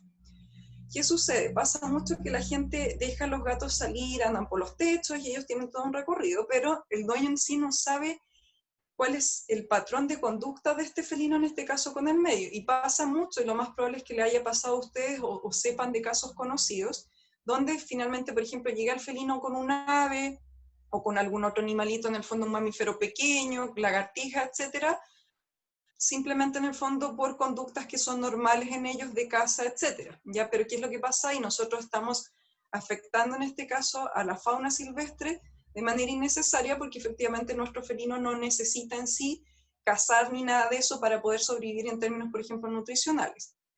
Que es bastante importante en este punto, nosotros podemos tener una tenencia indoor de nuestros felinos, sin embargo es sumamente importante asesorarse idealmente con una colega que sea etóloga, porque tenemos que mantener con enriquecimiento ambiental a nuestro felino. Ya no es solamente llegar y entrar en el fondo y que el gato no salga, y que esté encerrado, no. Hay que tener en el fondo efectivamente un manejo etológico de nuestro animal para que su bienestar animal tampoco se vea mermado. Les aprovecho de anexar incluso un punto que en sí no tiene que ver mucho con fauna silvestre, pero en Chile hay una alta prevalencia de dos enfermedades que son bastante complejas, que tienen que ver con el SIDA y la leucemia felina, que de hecho se contagian. La mayoría de los gatos outdoor son los que tienen mayor porcentaje de contagio de este tipo de enfermedades, que son bastante complejas. Y entonces, fuera del tema de manejo y responsabilidad con la fauna silvestre, también es un manejo de bienestar animal con nuestro propio felino, ¿ya? Paseos en conjunto con la mascota, bueno, acá reiterar efectivamente lo que les mencionaba antes, nosotros podemos, y de hecho se debe sacar a la mascota para con una rutina diaria de paseo, sin embargo es importante que esto sea monitorizado para tener una responsabilidad asociada en este caso del manejo de lo que pueda suceder con nuestra mascota, tanto con el entorno como con ella misma. El otro punto bastante importante tiene que ver obviamente con la esterilización. Es bastante importante que nosotros seamos bastante responsables en este punto por el tema de sobrepoblación en general que hay, porque nosotros también nos tenemos que hacer responsables de una posible camada, por ejemplo, que nazca. ¿Qué pasa si, por ejemplo, nuestro gato vive en modalidad outdoor y sale y tiene gatos y ahí se genera todo un ciclo efectivamente donde esos animales, fuera de sufrir un montón, porque sufren una serie de enfermedades, accidentes, entre otros, pueden ser también animales que en el fondo por supervivencia empiecen con conductas depredatorias con fauna silvestre, entre otros. Y también es bastante importante generar un protocolo sanitario al día, ya para que disminuyamos las cargas de ciertos agentes causales que pueden transmitir a otros, en este caso nuestras mascotas, donde encontramos el tema de desparasitaciones, vacunaciones, entre otros. Bueno, para concluir un poco entonces, es importante tanto por temas de bienestar animal como de los demás puntos mencionados, establecer un correcto manejo sanitario de nuestra mascota con el fin de establecer una sana convivencia entre todos, bueno, por todos los puntos efectivamente que hemos abordado ahora. Y lo otro que es muy, muy importante es asesorarse con un médico veterinario. Como les digo, es importante tener información que sea objetiva, que no sea un mito o que me lo dijo el amigo del amigo del amigo, porque eso no puede tener un riesgo asociado si es que no es información correcta, de no hacer los protocolos en el fondo como corresponde y generar problemas médicos tanto a la mascota como de potenciales zoonóticos, etc. Por lo tanto, a su médico veterinario de cabecera en este caso es importante que le consulten por potenciales zoonosis que nos puede transmitir nuestro animal de compañía, manejos sanitarios, cuidado de bienestar animal, tanto en aspecto fisiológico como etológico. Entonces, para concluir un poco, no es que nosotros no podamos o haya que tampoco estar en paranoia en cuanto a la interacción con nuestros animales, siempre si nosotros conocemos bien las vías de contagio de cierto tipo de agentes zoonóticos y cómo cuidar a nuestra mascota con respecto a ello, no vamos a tener ningún problema en el fondo en interactuar de manera sana, en este caso, con nuestros animales. Eso entonces para concluir con respecto a mi área. Quedo atenta ahora posteriormente al módulo asociado a preguntas y muchas gracias por su atención. Muchas gracias, Francisca, y también gracias a José, ambos por su exposición. Bueno, ahora pasamos a la etapa de preguntas. Ya. Primero, Stephanie Vicencio nos dice lo siguiente. Mi perro Chester, que es un mestizo de pastor, un día se escapó de mi casa y atacó al perro de un vecino, que era un mestizo de poodle. Andaba en la calle sin adulto, nos dice, y bueno, solo le quedó una herida superficial. Stephanie se hizo cargo del veterinario, pero el vecino igualmente la denunció y en el juzgado de policía local dice que entre comillas, castigaron solo a ella porque le mencionaron que no podrían castigar a ambos por la ley de tenencia responsable, solo al tutor del perro que mordió en este caso. No considerando que el poodle anduviera sin adultos, dice ella, sin tenedores, solo en la calle. ¿Es eso correcto? ¿Por qué se castiga solo a uno? Bueno, primero que todo, esa es una aplicación clara de lo que hemos comentado, y más bien comenté al principio del punto de vista normativo, de que estas infracciones a la tenencia responsable tienen sanciones. El procedimiento en sí estuvo bien en cuanto a sancionar a la persona que, digamos, provocó ese daño, pero en cuanto al tenedor del animal que estaba transitando libremente en la vía pública sin cuidado por parte de su tenedor, eso también es una infracción. En ese sentido, esa respuesta de que no pueden sancionar a los dos está mal. Ahí tal vez lo que pudo haber, digamos, se pudo haber hecho fue haber denunciado a la otra persona por esta infracción. Hay un deber del tenedor responsable de mantener a su animal de compañía dentro del hogar y al momento de los paseos mantenerlo bajo su vigilancia permanente.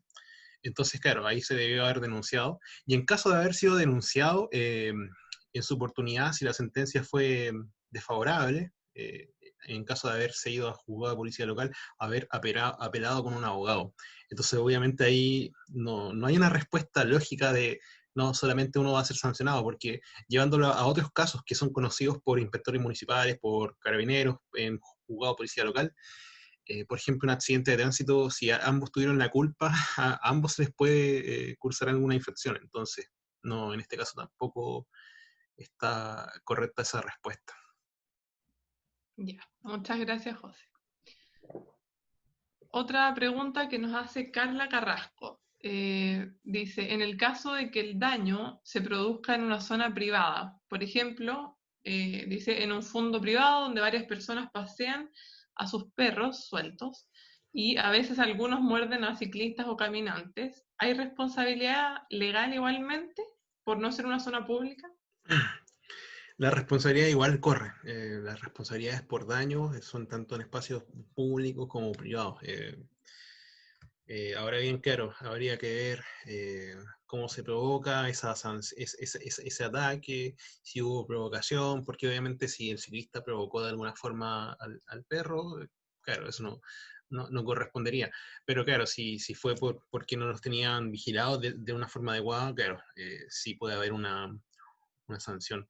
Eh, si, por ejemplo, esa persona resulta con una lesión, el dueño, el tenedor más bien del animal de compañía puede incluso responder como autor de cuasi delito de lesiones, en ese caso, desde un punto de vista penal. Y también la responsabilidad civil que corresponde.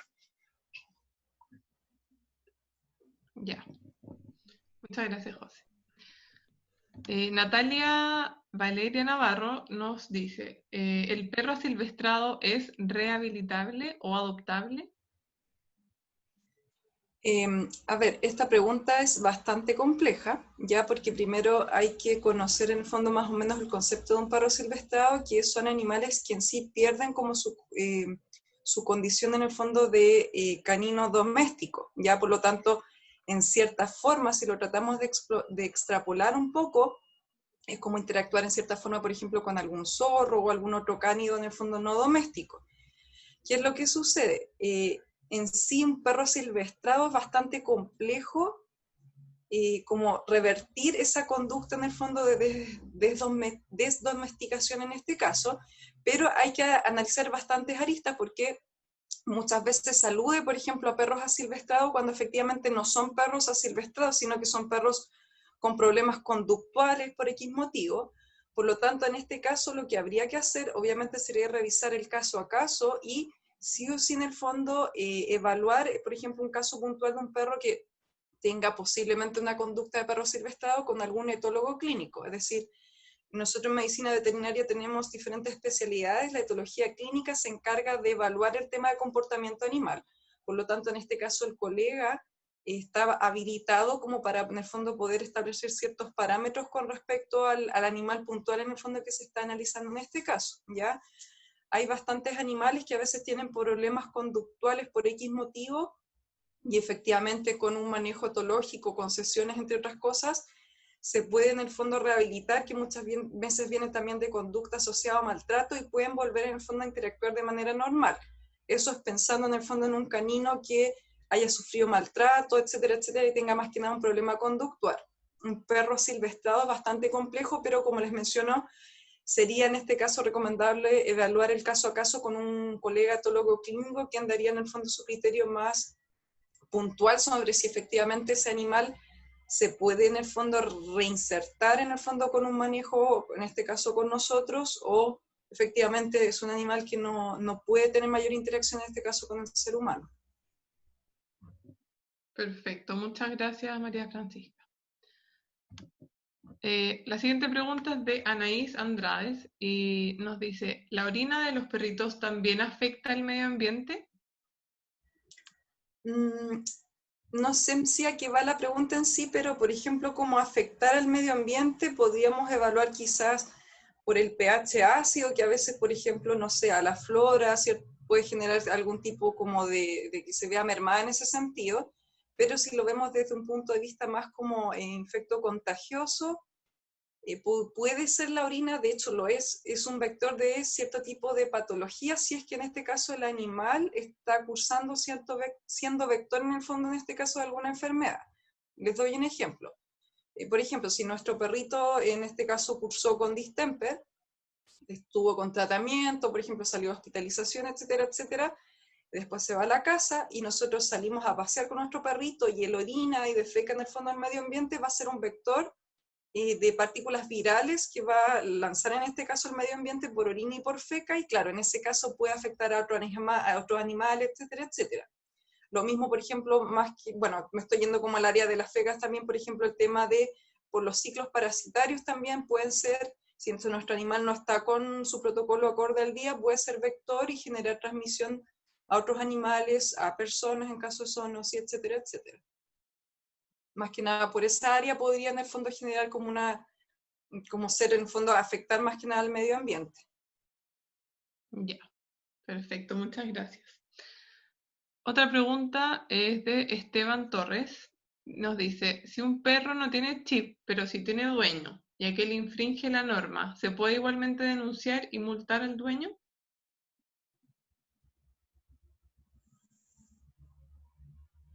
Perdón, estaba muteado. Claramente sí se puede. De hecho, también estás incumpliendo el deber de registrar e identificar a su animal de compañía. Entonces, claro, sería más de una infracción la que estaría cometiendo. Muchas gracias, José. Natalia Urrea Martínez nos pregunta, ¿qué ocurre en el caso de los civiles que cruzan a su perra y venden las crías? ¿Se puede denunciar? Bueno, eso estaba dentro del módulo de los centros de mantención temporal. Eh, en cierta medida se puede iniciar una investigación por un criadero ilegal cuando no están cumpliendo con las condiciones de bienestar animal que yo había comentado. No hay una obligación de que esto sea en un centro especializado. Muchos criaderos son criaderos de patio, por así decirlo, y claro, se puede iniciar una investigación. Eh, no sé si tenía algo más de la pregunta. Eh, se me olvidó un poco. Daniela, ayúdame. Sí, te la repito. No, no tenía mayor antecedente, pero nos pregunta, ¿qué ocurre en el caso de los civiles que cruzan a su perra y venden las crías? ¿Se puede denunciar? Claro, sí, sí. En ese caso sí se puede, y como decía, siempre y cuando haya una infracción a las normas de bienestar animal, haya, digamos, el animal esté sufriendo algún tipo de maltrato, ya sea porque le falta alimento, o cuidados veterinarios suficientes. Como ya había dicho en su oportunidad, en los centros de cría de animales, estos tienen que tener controles periódicos. Entonces, claro, desde ahí pueden haber ciertas infracciones que como persona natural también podría verse expuesta. Claro, muchas gracias. Catherine Dawson nos pregunta, ¿en Chile se han realizado fiscalizaciones a criaderos? Sí, se han hecho, de hecho hay muchos casos de incluso maltrato animal que se están en este momento investigando. Eh, Hay muchos criaderos que de hecho cumplen con la característica de ser criaderos ilegales porque no están con sus, digamos, obligaciones al día. Y sí, la fiscalización es bastante complicada porque tratándose de muchas veces, digamos, domicilios particulares o lugares privados que no hay un libre acceso, entonces no es fácil la fiscalización, no es fácil llegar y tomarle una foto y tener esos antecedentes, claro, la investigación es un poco más difícil, ¿ya? Pero se hacen investigaciones, se hace fiscalización. La, digamos, última más célebre de este tipo de situaciones fue lo que ocurrió el año pasado con el criadero ilegal de Providencia. En ese caso hubo un arresto del administrador de este criadero. Esa persona en este momento está siendo acusada por un delito de maltrato animal de alrededor de 80 animales que fueron obviamente hallados en malas condiciones y que ante esas situaciones de negligencia y de falta de cuidados suficientes se constituyó ese delito de maltrato animal. Nosotros como fundación llevamos esa querella, en este momento estamos a puertas de irnos a juicio, entonces claro, estos casos sí se están llevando a la justicia. Tarda, cuesta la fiscalización. En ese caso la fiscalización fue porque un vecino sintió malos olores y alertó a la municipalidad, y después de unas cuantas semanas de estar recabando antecedentes pudieron coordinarse con las policías para ir a, obviamente, fiscalizar. Y encontraron esta situación de maltrato.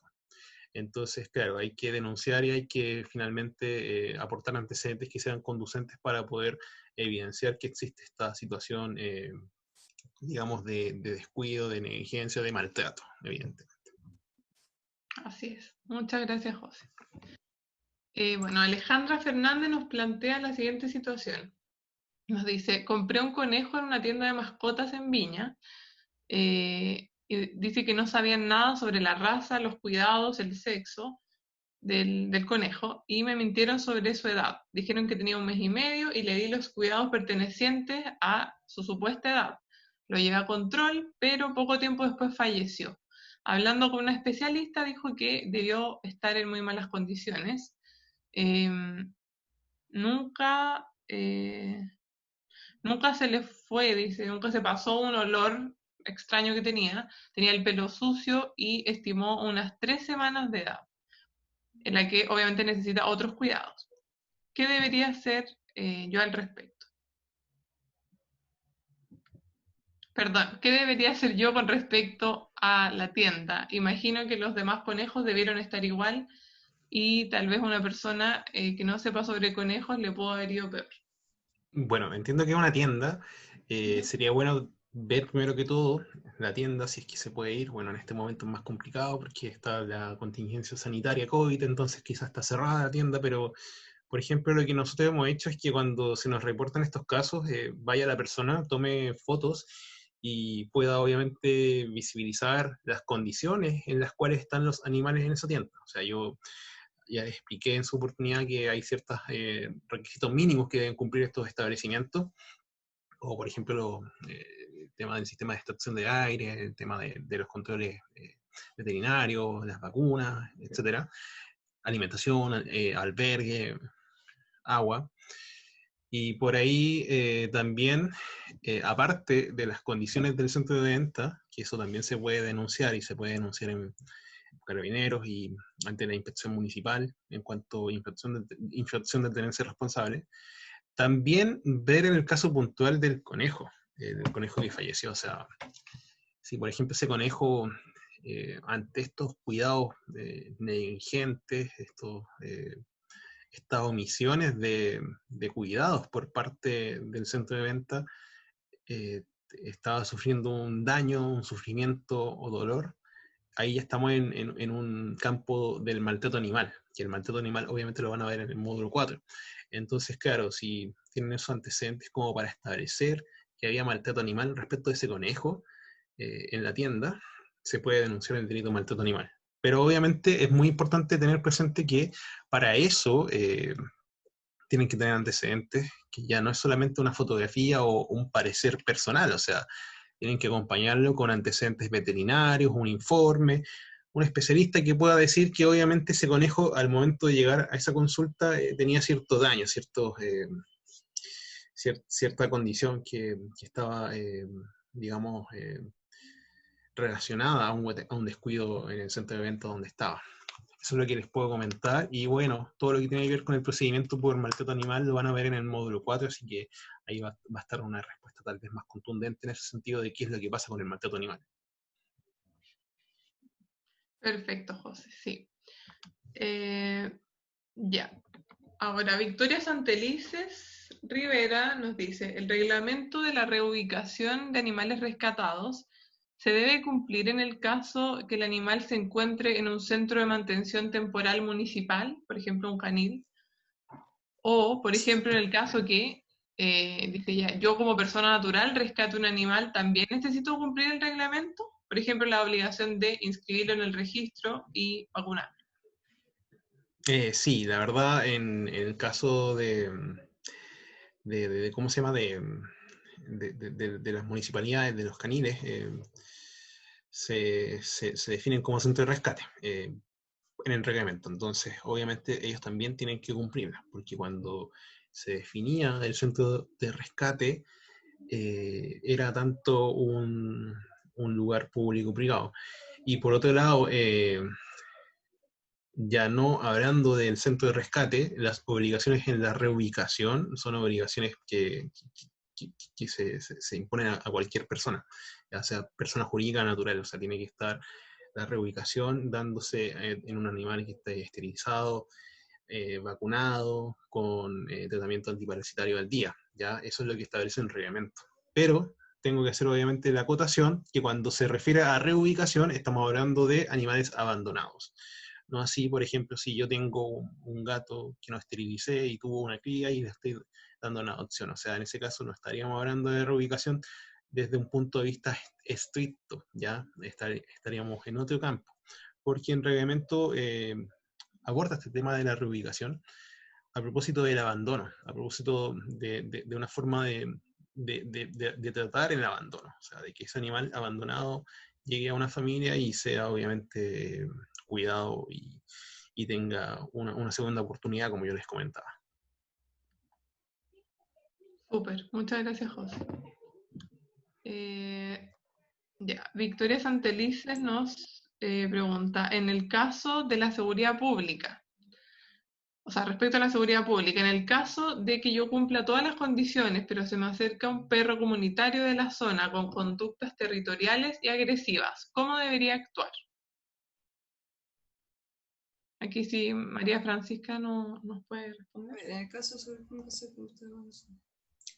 ahí básicamente lo que hay que tratar de hacer en términos como más que nada conductuales es evitar en el fondo la interacción con ese animal. Ya Por ejemplo, el tema de que se vean, el hecho de que se vean los animales ya puede generar una instancia en el fondo para que empiecen una pelea. Entonces, que es lo que una vez también conversaba con una colega que es etóloga, el ideal es como tratar de interponerse entre ambos, obviamente a una distancia prudente, no estén a dos lados los animales porque ahí ya es como prácticamente inevitable como la agresión entre ellos, pero tratar de desviar en este caso a nuestro animal de compañía de este animal porque efectivamente no tenemos cómo controlar el tema efectivamente de un ataque posiblemente inminente en este caso, ¿ya? Ahora, ojo, ahí lo que habría que también evaluar es, etológicamente hablando, ese perro que en el fondo que tenga este tipo de conductas territoriales y agresivas, es un animalito que debiese tener algún tipo de control, evaluarse alguna medida con respecto a manejo con él, porque lamentablemente va a generar exposición a cualquier otro tipo de animales que estén en el sector. Ya, por lo tanto, en términos legales, hay quizás, José, no sé si puede abordarlo un poco más, pero médicamente hablando, obviamente en términos etológicos, en este caso lo que habría que hacer con nuestro animal es desviar la atención, alejarse, porque eso obviamente es riesgo inminente en el fondo de ataque, y en el caso de ese perrito comunitario, evaluar quizás, evaluar en términos médicos, evaluarlo en el fondo etológicamente hablando, si es que presenta conductas agresivas, evaluar si es que, por ejemplo, en este caso el paciente, o sea, el perrito en este caso está castrado o no, entonces hacer un manejo con respecto a él porque tarde o temprano va a generar riesgo inminente de ataque en el fondo a otro tipo de animales, por lo menos bajo esa perspectiva, etológicamente hablando se tendría que ver así. Ahora, en términos como más concretos legales, ¿qué podría pasar o qué se tendría que hacer ahí? Quizás José, no sé si nos pueda dar como mayor pauta con respecto a ello, pero en términos como etológicos tendría que hacerse algo así más o menos. Claro, en ese sentido, obviamente estoy bastante de acuerdo en que eso es lo que debería hacerse porque otras situaciones que se nos pueden venir a la mente, por ejemplo, no sé, que efectivamente el perro me ataque a mí o ataque a mi perro.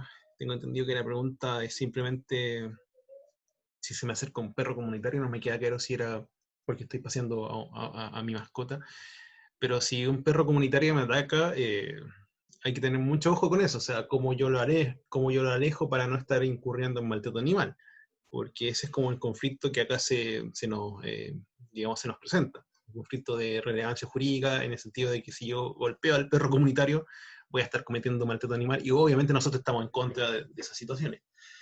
Pero hay que ahí atender a ciertos criterios obviamente básicos, fundantes de nuestro ordenamiento jurídico, que si yo estoy en riesgo o mi perro de compañía está en riesgo, mi perro, perdón, está en riesgo, obviamente se genera una situación de estado de necesidad. Y si yo obviamente para alejar al perro tal vez no sé, le pego con un palo, procurando no causarle daño, procurando obviamente no dejarlo herido, obviamente esa conducta se puede subsumir en un estado de necesidad y estar justificada, siempre y cuando sea una conducta racional, una conducta proporcional para evitar el daño, ¿ya? Eso desde un punto de vista penal. Obviamente la idea es que si ocurre eso, traten tal vez de evitar el perro, traten de pasar por otro lado y evitar la interacción tal como sugería Francisco, o sea, evitar exponernos a esa situación. Eso es lo que tal vez puedo comentar, porque claro, la situación de un perro comunitario es bastante complicado. Finalmente, después, ¿quién responde ante esos daños? Claro, no se puede decir que hay una responsabilidad por parte de personas que están cuidando al perro. Quizás, tal vez, ahí queda solamente evitarlo, o sea, evitar la confrontación. Ya, muchas gracias a ambos por la respuesta. Bueno, y la siguiente pregunta dice relación con lo mencionado por María Francisca en las últimas diapositivas. Anaís Andrade nos pregunta si el Cerro San Cristóbal cuenta como una reserva natural o como un lugar de paseo común. En este caso específico, desconozco ya en Santiago si tiene alguna categoría en cuanto a reserva natural. Habría que entrar a ver a la página en el fondo de CONAF o similar, donde pudiésemos encontrar quizás mayor información con respecto a ello, porque tengo entendido que el Cerro San Cristóbal obviamente está dentro de la ciudad, pero puede albergar cierto porcentaje de fauna silvestre, ¿ya? Entonces, la verdad es que habría que buscar, yo desconozco la verdad ya en Santiago, si es que se considera como reserva natural o área protegida en este caso. Habría que como buscarlo en este caso puntualmente, si es que correspondería en este caso a esa categoría o no. ¿Ya?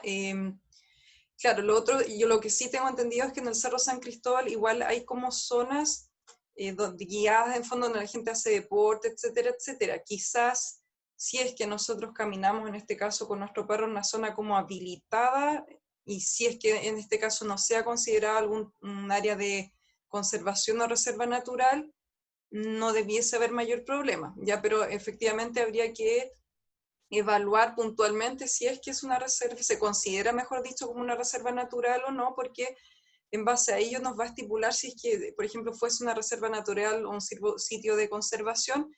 Si está estipulado así es porque efectivamente hay un porcentaje de fauna importante reconocida en el fondo en el sector, y por lo tanto en ese caso específico obviamente no se recomendaría andar con el animal. Tendría que en el fondo visualizarse ese punto efectivamente para ver si es que sería, por ejemplo, conveniente o no andar con nuestro animal de compañía ahí en el sector. Ya, perfecto, muchas gracias. Ahora, Natalia Urrea Martínez nos plantea la siguiente situación. Dice, si mi perrita va con su arnés y correa y ataca a un perro que va con su dueño pero sin correa, ¿ella respondería por ese daño? Si es él quien realiza una tenencia irresponsable. Bueno, acá también estamos dentro del conflicto que nos trajeron en una pregunta inicial sobre un ataque a un perro que está sin vigilancia. Bueno, ambos son responsables de infracciones que en cierta medida tienen distintos tipos de trato. Ahora bien, claro, cuando hablamos de responsabilidad por un ataque a un perro que está, digamos, deambulando sin vigilancia, cuando está, digamos, hay un tenedor responsable, más bien un tenedor irresponsable que no está cumpliendo con sus deberes, podemos utilizar esa situación, esa circunstancia para atenuar la responsabilidad de la persona que obviamente, digamos, tiene responsabilidad sobre el ataque. Ahora bien, hay que llevar esto también a otro punto de vista. ¿Por qué se produce ese ataque? O sea, ese ataque se produjo porque al perro lo estaban molestando o porque simplemente yo dije que mi perro fuera y persiguiera a ese otro perro para atacarlo. También eso puede entrar a jugar, ya sea o a favor o en contra, porque si es un ataque que se produce porque tal vez mi perro que está con arnés y está con su sujeción de vida fue abordado por este otro perro y fue molestado, obviamente ahí también podemos verlo y considerar tal vez que mi perro estaba siendo agredido y obviamente se defendió. O sea, también hay que verlo desde ese punto de vista, o sea, cómo se produce. Porque, claro, si estamos hablando de que fue abordado de esa forma, yo diría que no. O sea, yo diría que finalmente, además de estar siendo una persona que no estaba cumpliendo con su tenencia responsable, ese perro atacó al mío, finalmente. Entonces, claro, se defendió. Y desde ese punto de vista podríamos decir que también podríamos defendernos de esa acusación. Pero eso obviamente lo va a tener que entrar a ponderar un juez en un juzgado de policía local. Si me denuncian y llegan a fiscalizarme, obviamente tal vez me van a acusar la infracción y eso después en un juzgado de policía local voy a tener que defenderlo y me puede ir bien o mal dependiendo de las pruebas que tenga, ¿ya? Obviamente todo eso tiene que entrar a un juicio. Claro, habría que analizar el caso en concreto. Muchas gracias, José. Natalia Valeria Navarro nos pregunta, ¿qué ocurre si una persona se lleva a un perro en malas condiciones de la calle y este no se encuentra chipeado? ¿Puede el supuesto dueño reclamar que se lo devuelvan? Perdón, ¿me puedes repetir la pregunta que se me cortó justo? Ah, ya, sí, no te preocupes. Dice, ¿qué ocurre si una persona se lleva a un perro en malas condiciones de la calle? O sea, lo rescata, entiendo. y este no se encuentra chipeado, pero si es que aparece un supuesto dueño a reclamar que se lo devuelvan, ¿puede hacerlo? Bueno, tendría que primero que todo entrar a entablar una acción legal para recuperar el perro. Si no, mira, a ver, es una pregunta bastante interesante porque nos plantea distintos vías jurídicas y acá me quiero extender un poco. ¿Por qué? Porque cuando tenemos un animal y hablamos de un animal en nuestra legislación, en nuestro Código Civil, estamos hablando de un bien, de una cosa, ¿ya? Cuando hablamos de, por ejemplo, un robo, un hurto de un animal, estamos hablando del hurto de una cosa, en palabras de nuestro ordenamiento jurídico, ¿ya? Hay un delito que se llama hurto por hallazgo, ¿ya? Que cuando yo, por ejemplo, pillo, más bien encuentro una cosa que está con, digamos, signos de ser de otra persona, no es una cosa abandonada ni una cosa perdida, por ejemplo, una billetera, que obviamente yo sé que es de otra persona, puedo estar cometiendo hurto por hallazgo si es que yo no lo entrego o no doy aviso a la autoridad, que sería en este caso Carabineros de Chile. Con los animales pasa lo mismo. Si yo en abstracto me encuentro este animal y tiene identificación, es decir, lo llevé a una veterinaria y le revisaron el chip, yo estoy cometiendo un hurto por hallazgo si, por ejemplo, no doy aviso a la autoridad o no busco al dueño, porque tal vez me la estoy apropiando, ¿ya? En este caso no se genera ese delito, ¿ya? No se genera el hurto por hallazgo porque si está con síntomas de abandono, es obvio que yo no puedo saber que ese perro tenía un dueño. Más si sumamos que ese animal de compañía no tenía chip, ¿ya?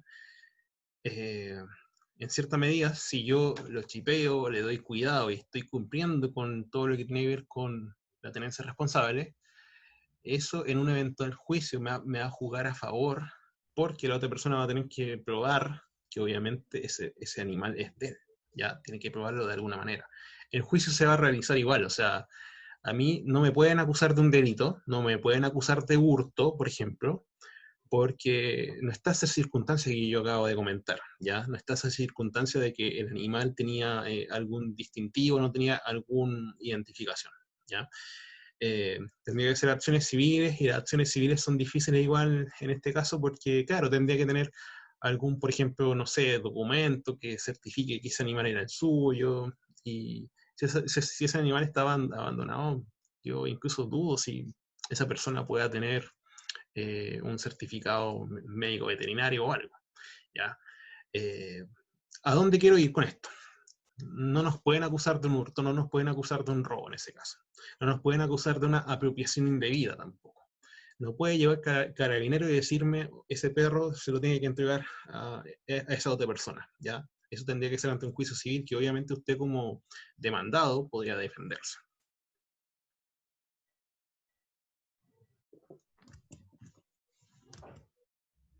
¿José? ¿Sí? ¿Sí terminaste? Ya. Sí, perdón, no hice. Habías terminado. Sí, perdón. Espero haber respondido de buena forma a la pregunta, pero es bastante importante porque, y acá quiero ir a lo anecdótico. Una de las primeras causas que vi, digamos, como abogado defensor, yo me dedico al área penal para, obviamente, comentar al resto de la gente. Una de las primeras causas que vi como defensor, desde el punto de vista de la acusación, fue de una persona que justamente le pasó esto, o sea, vio un perro que estaba abandonado y se lo llevó a su casa, vio si tenía identificación y no tenía identificación. Lo cuidó, le dio todos los cuidados y parece que en uno de los paseos que esta persona, como buen tenedor responsable, daba con su perrito, se llama Coco el perrito, parece que el verdadero dueño, por así decirlo, lo vio y dijo, oh, es mi perrito, Coco. Le hizo una acusación falsa, lo acusó falsamente de un robo. Obviamente yo llevé los antecedentes de que él tenía testigos de que encontró este perro, tenía antecedentes de que le estaba dando cuidado, entonces obviamente esa acusación de un delito se derribó. Pero esto no debería pasar en este caso, no debería pasar porque si era un perro abandonado donde tal vez ni conocía a la persona, no debería por qué inventarse algo así. Eso, ahora sí te doy la palabra, Daniela. Ya. Muchas gracias por, por toda la información. Ya. La siguiente pregunta es de Daniela Torres. Nos dice, en el caso de los animales silvestres, si yo veo a un propietario paseando a su perro sin correa en un área silvestre, ¿se puede denunciar? ¿Qué medida legal existe para proteger a la fauna silvestre de mascotas? Desde el punto de vista legal es complicado. Porque si, a ver, si nos vamos a lo estrictamente jurídico, a lo que señala la ley, lo que señala el reglamento, los paseos, no hay una obligación legal o reglamentaria de hacerlos con correa o arnés, ¿ya?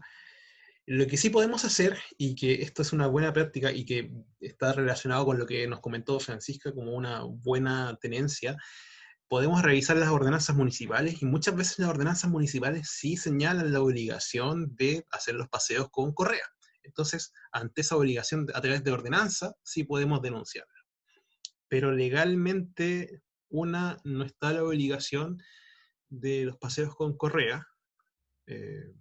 Quedó solamente con la nomenclatura de vigilancia, que esté con la vigilancia del animal, o sea, del tenedor. Vigilancia puede ser que esté al lado. Y segundo, no hay una prohibición perdón, de evitar sacar a pasear a tu animal de compañía en zonas, en reservas naturales, en zonas protegidas. Eso obviamente tiene que ser un avance que se haga desde el punto de vista legislativo de acotar ese tipo de situaciones. O sea, obviamente en zonas rurales, en reservas naturales, en parques nacionales debería haber una obligación mayor, no debería ser la misma normativa que aplica principalmente a ciudades. O sea, esa era una de las críticas que yo al principio hacía a la ley, porque es muy desde lo urbano y no se apunta a esos sectores especiales que obviamente tienen implicancias prácticas y también implicancias para la vida natural. Eso en cuanto a la respuesta. Ya, muchas gracias, José. Camila Vera Alegría nos dice, antes de la pandemia veía en varias ocasiones a vendedores ambulantes de animales. Si se llega a denunciar esta práctica, ¿qué probabilidad hay de que estas personas tengan una sanción?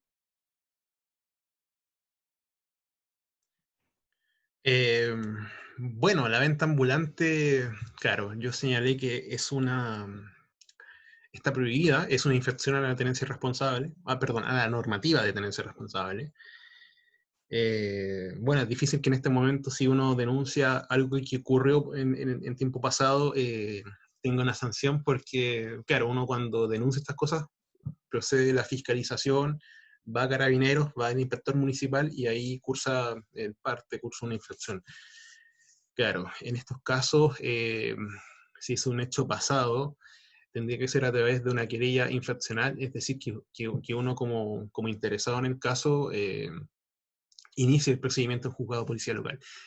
No soy tan especialista en juzgado de policía local, obviamente sé que existe ese procedimiento, sé cómo funciona, pero claro, en cierta medida tiene sus complicaciones porque es muy distinto que yo vaya solo a que vaya tal vez un inspector municipal e inicie el procedimiento.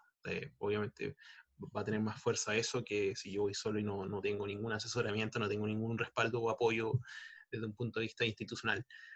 Las querellas infraccionales son querellas que se realizan para obtener una sanción, que en este caso sería una sanción, una multa, ¿ya? Una multa que, en el caso de la tenencia responsable, de la ley de tenencia responsable, perdón, puede llegar a 25 UTMs, y en caso de reincidencia puede llegar al doble, puede llegar a 50 UTMs, ¿ya? Eso en cuanto a la respuesta.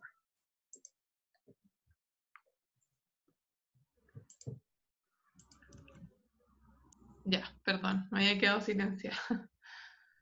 Muchas gracias, José. Bueno, esto ha sido todo por hoy con respecto a las preguntas. Ya estamos llegando al final Y me gustaría agradecerles a los expositores, a María Francisca y a ti, José, y también a todos los asistentes del día de hoy. Tuvimos muy buena participación, así que muchas gracias a todos, y no sé si a alguno le gustaría decir algunas palabras de cierre. Bueno, yo quiero comentar, bueno, muchas gracias a ustedes por el tema de la invitación para realizar este tema de los módulos, a los participantes también, muchas gracias por la atención y espero que se hayan ido igual con información que sea relevante y que les pueda ser útil en el fondo para el tema tanto de sus mascotas como para el entorno, se pueda informar de mejor manera con respecto al tema de tenencia responsable y estas áreas en el fondo que informamos en el fondo en el día de hoy. Más que nada eso y muchas gracias por todo. Gracias, María Francisca. Bueno, en mi caso, quiero agradecer la participación tanto de Francisca, muy buena intervención, siempre bastante interesante lo que nos pueden aportar otros profesionales. Nosotros somos una fundación que se llama Abogados por los Animales, pero obviamente las disciplinas relacionadas al derecho animal no son solamente el derecho, o sea, tiene que ver también las ciencias veterinarias, tienen que ver también la salud pública, entonces obviamente tenemos que retroalimentarnos constantemente con esto. Entonces, agradezco a Francisca, muchas gracias por participar hoy y también agradezco a todos los participantes del día de hoy. Hubo hartas preguntas, muchas preguntas tal vez quedaron sin responder. En ese sentido, si tienen otras dudas que sean muy importantes y que requieran algún tipo de respuesta, como también si tienen casos que les gustaría que nosotros viéramos, nos contacten a nuestras redes sociales, también al correo contacto@fundacionaprea.cl, donde obviamente les podemos responder y también recordarles que esta semana termina este grupo. El día viernes tienen el módulo 4, va a ser bastante interesante, va a estar también Francisca nuevamente, nos va a acompañar, va a estar por nuestra parte Francesca Goldman, y bueno, agradecer la participación y que tengan una buena semana. Muchas gracias, que estén muy bien.